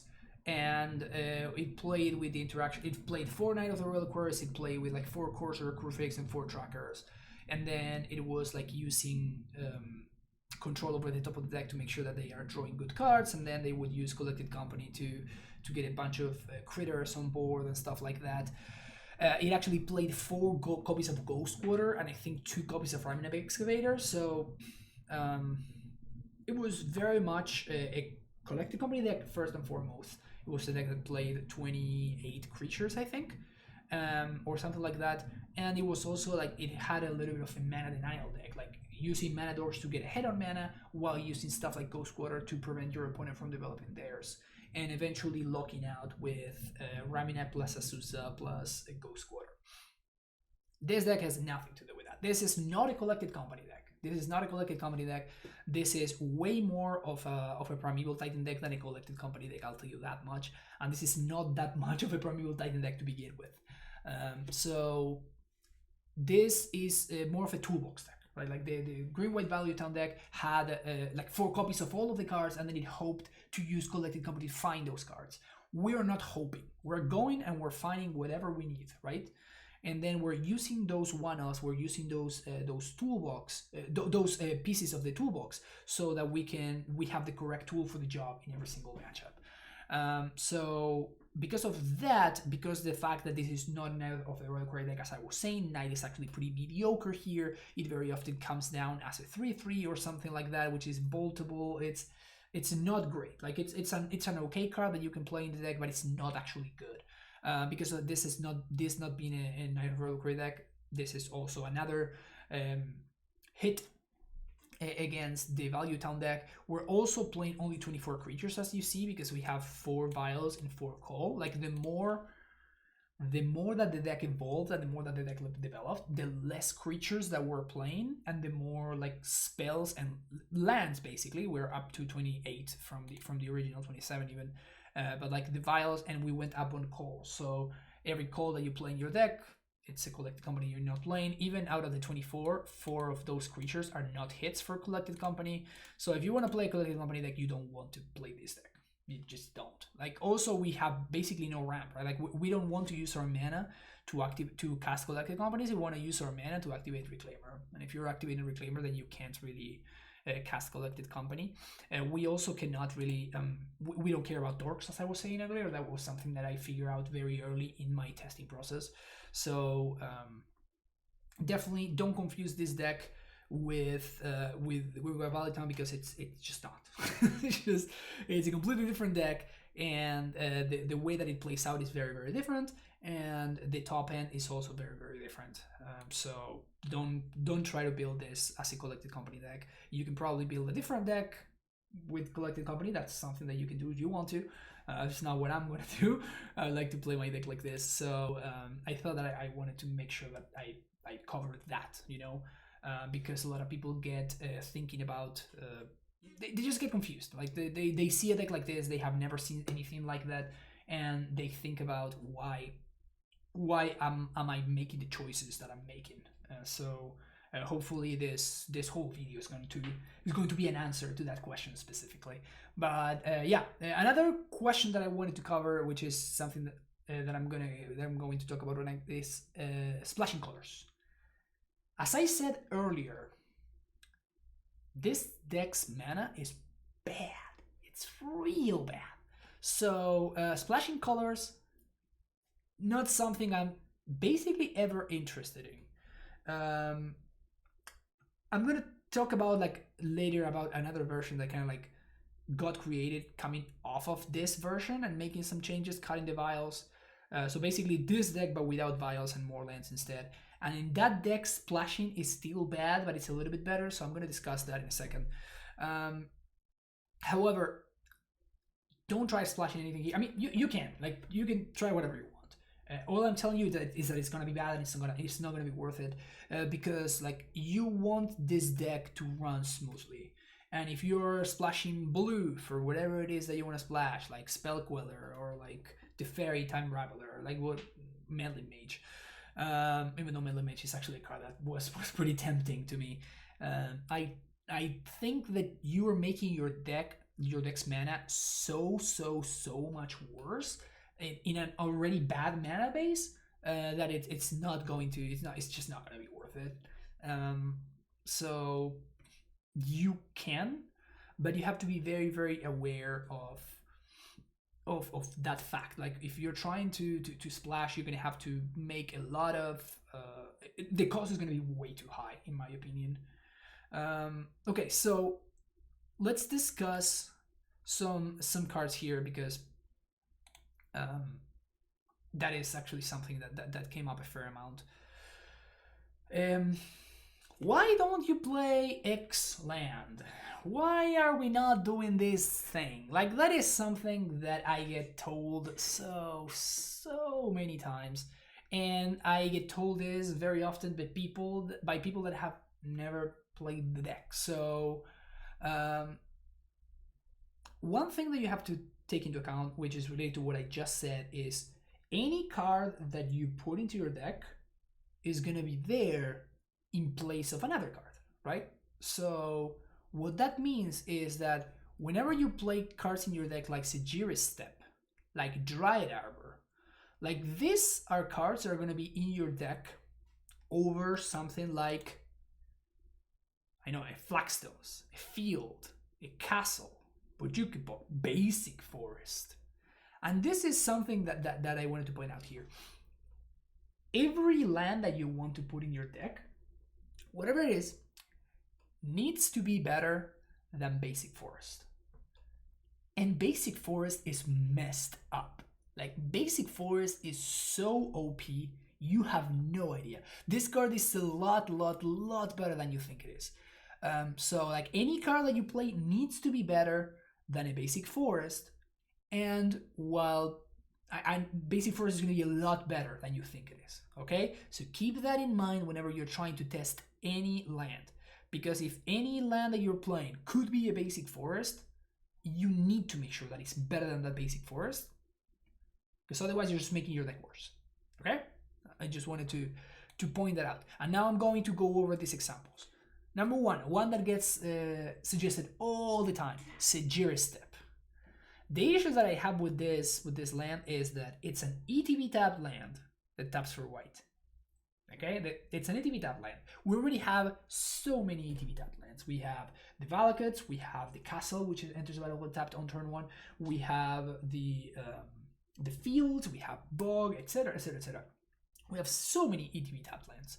So adding yet another ETB tap land when it's so important to have mana to cast Vial on turn 1 or something, it is a massive cost.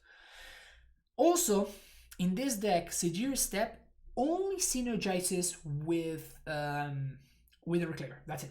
There's no other card that can allow you to get Sigiri's Step at instant speed. Of course, the power of Sigiri's Step is that if your opponent points a removal spell at your Reclaimer, you get to, sacrifice a land and you get Sigiri's Step, you save your Reclaimer. I think that the cost of this card is so high that it's just not worth having in your deck. Like, it's just worse than all the other lands that I'm already playing. Another one that gets suggested a lot, Dryad Arbor. This one is really cute because if you go turn 1 Vial, you can tap your Vial with 0 counters and you can Vial in the Dryad Arbor into play. So a lot of people suggest, why don't you play Dryad Arbor? And my answer to those people is, what this means is that you have a turn 1 Vial hand, but you also mulligan to 5 because one of those cards in your hand is a Dryad Arbor, which is completely awful. This is a mana dork that costs you a land drop. It's so bad. It's so bad. Please don't play Dryad Arbor in your decks. Like, if you're playing Modern, just don't put Dryad Arbor in your deck. Unless you are playing like Infect or something like that and you want to play around like Liliana or whatever, even though barely anybody plays Liliana anymore. Dryad Arbor is really bad. Please don't play it. Alright, Cavern of Souls. This is a card that gets suggested a lot because everybody thinks of Amulet, where this card is insane, right? Like, you want to cast your Titan on turn 4 or something, and you want to make it uncounterable, and it's amazing. Like, Cavern of Souls is busted in Amulet. This is not Amulet.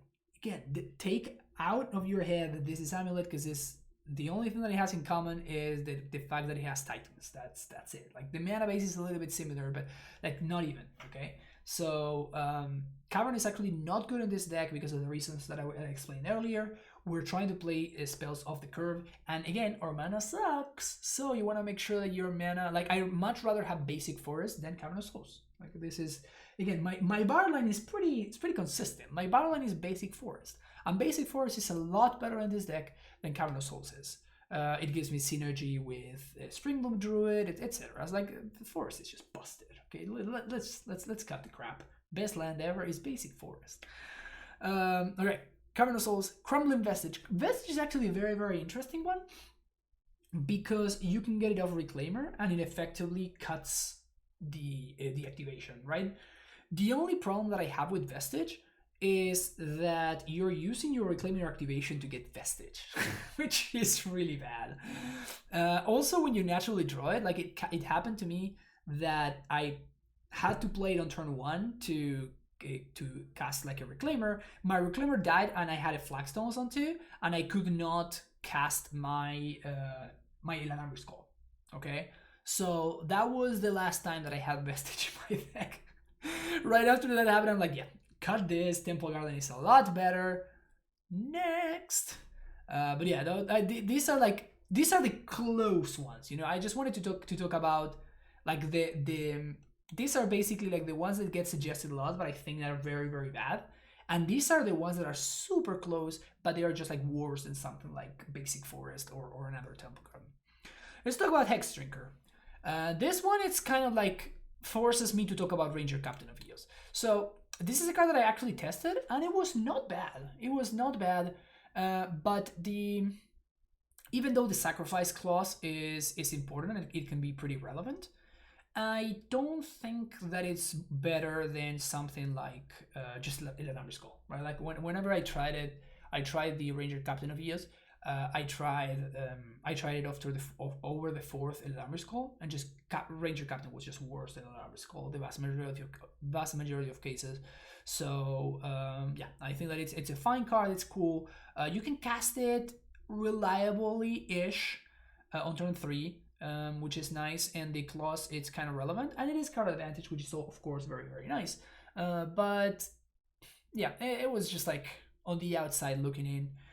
Maybe what would have brought this over the top is if we had access to more 1-drops, which is where these two bad boys come up.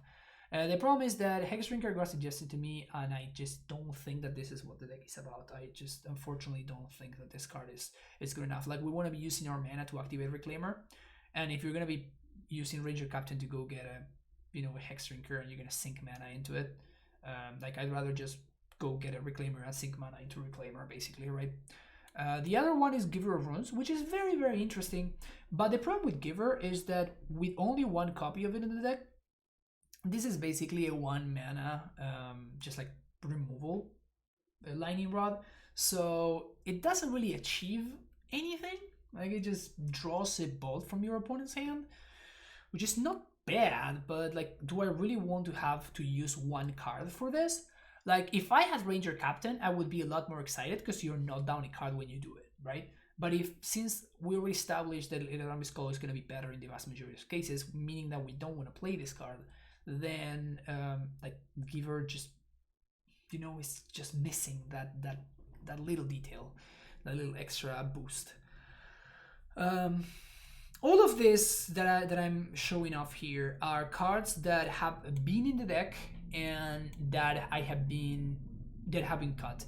I think I talked about every single one of these and why they were cut, but I still wanted to have like a little greatest hits of Titan Vials past. You know what I'm saying? So they're all getting showcased here. Now we're going to Thragtas, of course, was a Cyber card. It kind of ended up getting cut for the Gargadon, the other Gargadon, mostly because of how good Gargadon is against Prowess, which Thragtas really isn't as much. These are cards that, again, like, Ranger of Eos kind of like works with the synergy with Burrington Forge Standard. Like, these two obviously have synergy together, so I wanted to like talk about them in tandem. Of course, Burrington Forge Standard would be here. It would be in the Sideboard in place of one of the core Firewalkers that I'm currently running, and it would be a card against Prowess, obviously. Mostly against Prowess, but not so much against Burn as well. Like, it's okay against Burn and whatnot. Sometimes against some control decks they would play Aegir of the Gods, where Forge Standard could also shine, but I don't think that would be the route that I would go, really. Like, also we can play around Aegir pretty easily thanks to most of our dudes having 4 toughness, or simply because we get to play around we get to use Aether Vial to play at instant speed, so sorcery speed removal is not that good against us. But Ranger of Eos is an interesting one. 4 mana, get 2 1-drops. It's kind of powerful. I honestly really struggle to believe that Ranger would be better than the Ranger Captain. So, I mean, he did get he did get a promotion after all, right? So yeah, I think that even though it only gets one creature, like the clause that prevents your opponent from casting non-creature spells is probably going to be more effective and impactful than the Ranger Captain extra creature. I might be wrong about this, but yeah, again, if you're playing a card like this or this, you like all the one drops get a lot more exciting at that point. So definitely something to think about. Finally, we have Thrawn, the last straw, of course, at last. Very powerful card against the control decks. The thing is that I don't think that we struggle so much against the control decks, and I am not sure that this is better than Nylea against the control decks. Like, whenever we lose, it's because of Scape Shift, or we lose because of something like Nexus of Fate, or for our opponent cryptic locking us out of the game. And Thrawn doesn't do anything to fix any of those issues. Also, Thrawn is not... Poor Thrawn just does not pair well against Aura, man. Like, Aura just pairs well against everything. Messed up. But yeah, good old Thrawn, it's not what it used to be against the control deck, which is unfortunate. Alright, real quick, one thing that I wanted to discuss would be when is this better than Amulet? Again, like, the whole idea behind this deck was to build a deck that could beat Aethergust, and this deck does exactly that. Like, this deck is pretty good at beating Aethergust specifically. It also doesn't suffer as much against Blood Moon and Ashiok. Both of those cards I have beaten very reliably. You are missing some percentages. Number one, in explosiveness. Like, that is just undeniable, right? Like, you can kill on turn 4. I have killed on turn 4 for sure. Whenever you have one of those Primeval Titan draws. But the deck is not built around Primeval Titan, okay? So definitely it's slower. So if you are playing against some matchup where you want to be fast, you are not going to be doing as well. Mostly the best example for this would be something like Tron, right? Like, Tron has a very bad matchup against Amulet overall, but Titan Vial struggles a little bit against Amulet. Again, I already discussed why I am playing Tectonic Edge and whatnot. So that's definitely a point in Amulet's favor. Also against Prowess, as I said, the Prowess matchup for Titan Vial, it's pretty rough. While Amulet, because it's so explosive and so big, basically, in that sense, actually has a much easier time. The thing there is that the Prowess decks very often play Moon. So whenever your Prowess opponent plays a Blood Moon, then kind of like the tables turn, you know? And now, if your opponent plays a Blood Moon, we have more tools against Blood Moon with this list than Amulet does. So definitely a little bit of a trade-off there. Now, one thing that is can't really be understated is, like, unless you have a nut draw, like that is what Amulet does, right? Like, Amulet has some bad matchups, but the whole meme of, you know, no bad matchups for Amulet is basically because the deck is so explosive that even if you get paired against a bad matchup, like say something like Storm or Ad Nauseam, you can still have your nut draw and you can still kill them before they kill you.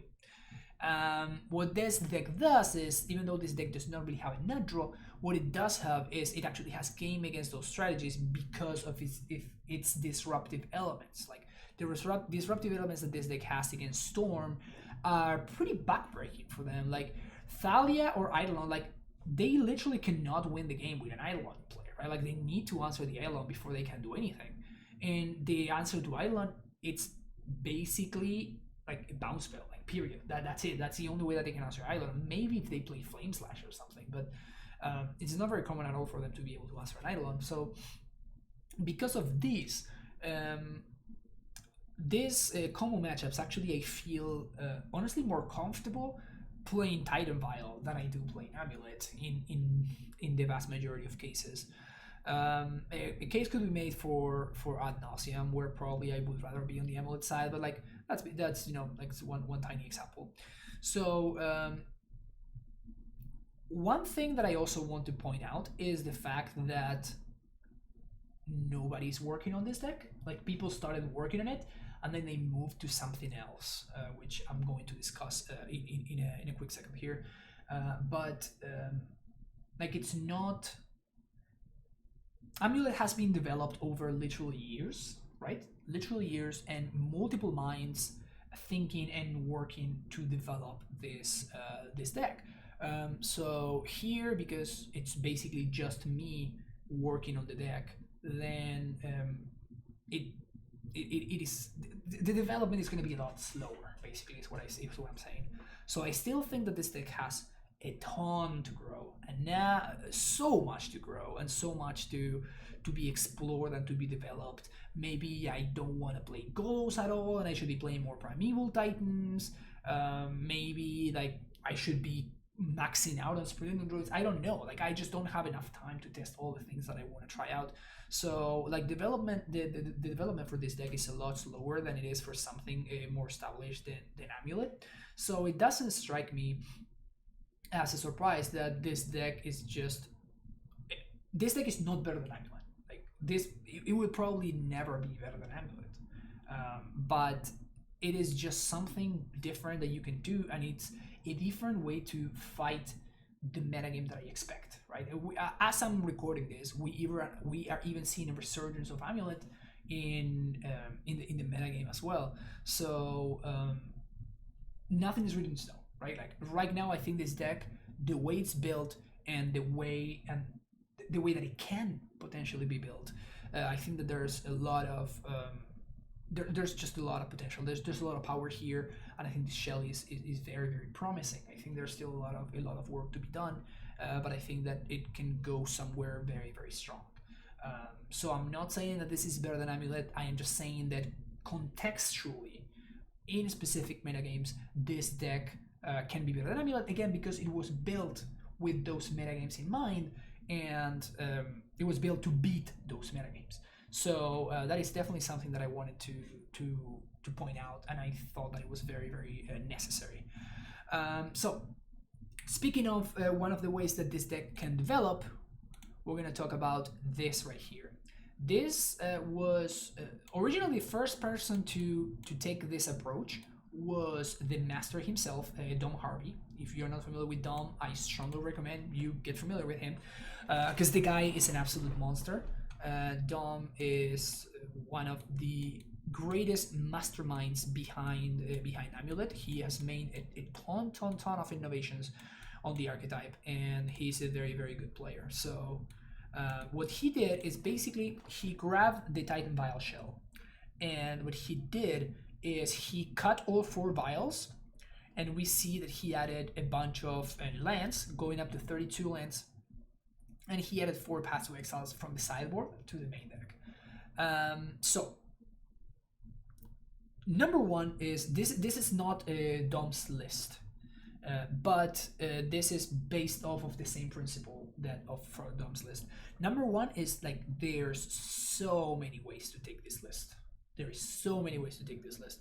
Do you want to play more Arboreal Gracers? Is Gracer the better, like having access to more 1-drops better than having access to Explore? Do you want to play more Explore? Do you want to play more like Spermloom Druid, for example, like Harrow effects? Do you want to play more Wall of Blossoms? Do you want to play more Steves? You know, do you want to cut some number of paths from the main deck to play some like different one-offs? What are the one-offs that you want to be playing? Again, there's way too many questions, but one thing that I want to point out that is extremely key is that this is a Primeval Titan deck, right? The way this deck is built, we're playing 32 lands, we're playing some forms of ramp, like an engine, I guess. We're playing Tutors, and we're playing 4 Primeval Titan decks. 4 Primeval Titans, sorry. So the way this deck is built is this deck is built to cast Primeval Titan, and it cannot win otherwise, basically. Okay, I guess the other way that it could win maybe is if your Reclaimer survives and you get to enable Dryad plus Valakut or something. But this deck wants to cast Primeval Titan 100% of the games that it plays. Titan Vial doesn't really care. Like Titan Vial is a deck built to play a game, and then Primeval Titan is your end game. Like it's the same the way that I see Primeval Titan in Titan Vial is the way that I see the Fairy Hero of Dominaria and Control decks, right? It is your top end. It's just the top end of your deck, which whenever you cast it, you're gonna be winning more often than not, right? So that is the way that I see that deck being played, Titan Vial, and this is a Primeval Titan deck. This deck wants to cast Primeval Titan every single game and wants to do it as fast as possible. All right, so we're gonna see differences. Number one, we're gonna see 32 lands. We don't see any of the Vials because the Vials are not good at going up to 6 to cast Titan, but the Vials more often than not want to stay on 3, right, to give us value on that sweet spot. Then we have the Flagstones, of course, to go with the engine. We have less basics because we want to enable Castle Gurnberg. We have more fetches. We have a mana base, again, based around the Titan Vial mana base as well. We see the Crumble Vestige. We see the Cavern. Of course, Cavern makes a lot of sense in this list because we're going to be casting Titan. That's what we're going to cast. Like, sometimes maybe we'll make a Dryad uncounterable and then we reset the Cavern with, like, we either copy with Vesuva, we reset it with Sanctuary, but like Cavern is going to be on Giant the vast majority of the time with this deck. Yeah, that is the big difference that I want to stress with this list as opposed to Titan Vial. One thing that we see here, and I want to point out, is we see 1 Sacred Foundry and we see 3 Boils in the sideboard. If you remember earlier, I said that splashing was probably not worth it in Titan Vial, and that remains true. That remains true for forever, basically. But this deck, we have 32 lands. We have a lot more ways to get our mana going. We have a Sacred Foundry, we had Valakut, we have Windswept Heath, and Wooded Foothills, okay? And one thing that I want to point out is that if you're going to be splashing a color, Boil is the kind of card that you want to splash for. What do I mean by this? If you look at this over here, we have Titan Red. This is a deck that I played that was the very first attempt at doing this thing of grabbing the Titan Vial shell and taking it in a different direction. This one was by Zach Allen, and what Zach did is he thought, well, like, Titan Vial is great, but like Ren plays with lands, right? Like, Ren, of course, synergizes with lands very well, synergizes with Reclaimer, right? You sack any land, it doesn't really matter, and then you get it back with Ren and 6. You're always hitting your land drops, and then you can actually cast your Titan on turn 6, like thanks to Alarmist Skull and Summoner's Pact and whatever. So we're grabbing the same shell and we're taking it with a different spin. I tried this list and it was horrible. Why is this list bad but the other one isn't? Because this list is trying to cast Ren and 6 early. Okay? Ren and 6 is not a card that you can splash. Because, again, your mana sucks. The mana is really, really bad in this deck. So your mana is already pretty medium as is, and you are trying to splash a card that you're hopefully wanting to play on turn 2. What this means is that you're stretching your mana base super hard, right? If you do something like turn 1 Forest, Reclaimer, and they kill your Reclaimer, if you had your turn 2 Flagstones, like, now you cannot cast your Ren and 6, right? Which would have been a nice hand otherwise. Like, your mana would have been fine otherwise, right? But now, like, you have a death card in your hand. So splashing a card like Ren and 6 is just not doable. Splashing a card like Lightning Bolt is too much of a stretch. Like, your mana just cannot really afford to splash this kind of cards. On the complete opposite end of the spectrum, Boil is not a card that you are attempting to cast on turn 2, 3, 4, right? You're attempting to cast Boil on turns like 6, 7, right? Like, after your opponent has developed their mana, they have their islands in play, you're casting the Boil now so you can, like, you know, destroy their land base or whatever. Not a problem with that. Like, we can do that and it's fine, because, again, like, the card that we're attempting to splash has a different purpose. It is meant to be cast in the mid to late game. By the mid to late game, it's very, very easy to fix your mana thanks to your Valakuts or Sacred Foundry. Another very important thing, of course, the red source needs to be Sacred Foundry, because this means that it can be gotten with any one of your fetches, but you can also get it if you have double Flagstones. So you can sacrifice one of the Flagstones, and with the trigger, you can get the Sacred Foundry. Or, of course, you know, if you sack the Flagstones for value, you can get it, the Sacred Foundry, you can get your fixing for free. So very, very important that it is actually Sacred Foundry if you want to be splashing Boil. And then this list is very, very different, right? Like with this list, we can play cards like Collector Oof, for example, which doesn't have the the classic Vial Collector Oof deck. No, this is actually we can play Collector Oof in this deck pretty very, very, very safely, right? It's also nice that we get to play the Path to Exile in the main deck because it frees up some Sideboard slots that are pretty precious. So yeah, this deck is fine. This is one fine way to take the primeval the Titan Vial archetype, but this is a different deck. This is a different deck, and you should treat it like so, and you should play it like so. You should aim all of your attempts into casting the earlier Primeval Titan possible with this deck, and you should like develop your mana and develop your game plan accordingly.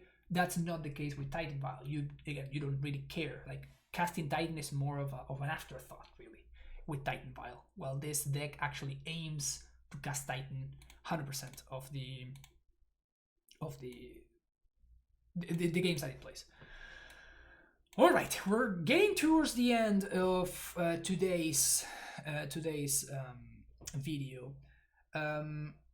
One thing that I got asked about is mulligans. Unfortunately, I'm not gonna go into detail about mulligans in this video because I'm planning of making another video down the line where we can discuss that. But what I wanted to talk about is some common patterns. Like somebody asked me about the common patterns with the deck and to explain some basic ideas. I already did a lot of that throughout this entire video, so hopefully you were able to take those into account. But yeah, I wanted to talk about like the ways that you can develop. Again, I talked about turn 1 Vial and turn 2 call for Reclaimer, Vial the Reclaimer in. Like that kind of stuff happens fairly often. And I want to point out the fact that is a powerful play. Like again, you want to center your deck around Reclaimer because the deck is built around Reclaimer. So like using a call, you might think, oh, but call is so valuable. Like we can get our Dryad, we could get our Primeval Titan with call.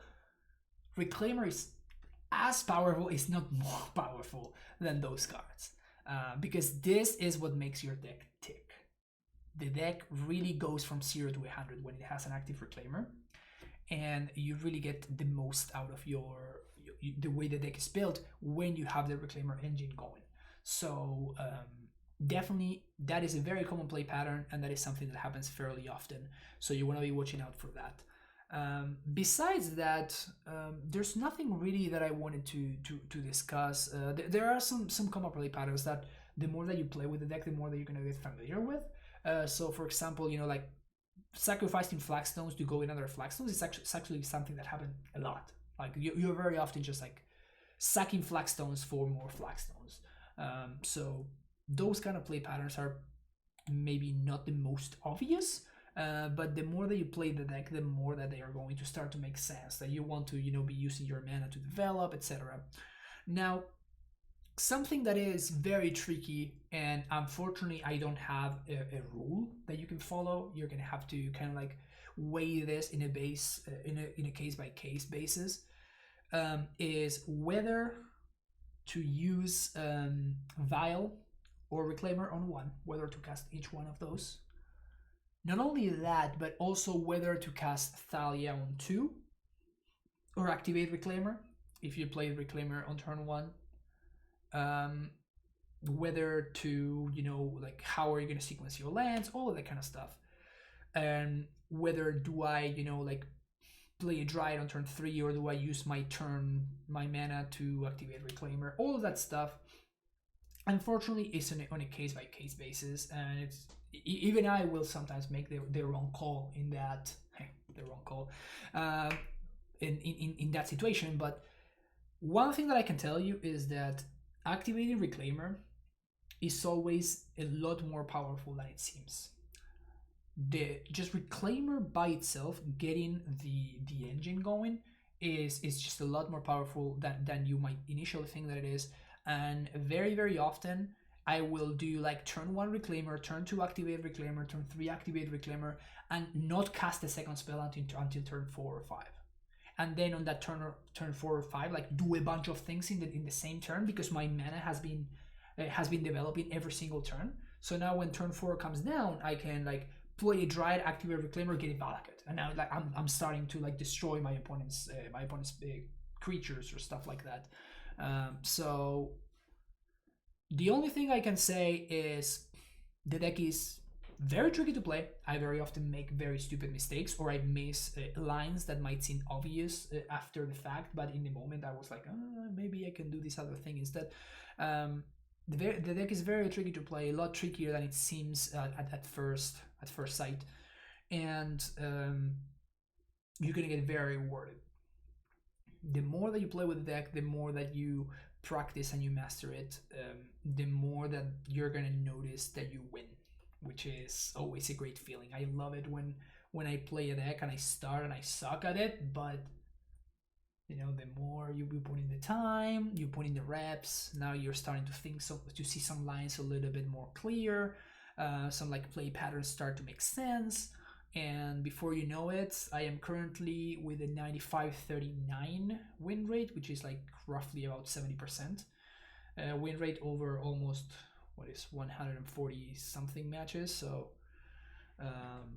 I have been doing well with the deck. I have been winning. I have been playing some insane matches. Just a couple of days ago, I played a match against Bogles where my opponent had a 20 something creature in play, and they were like 88 life or something, and I just handily won from there.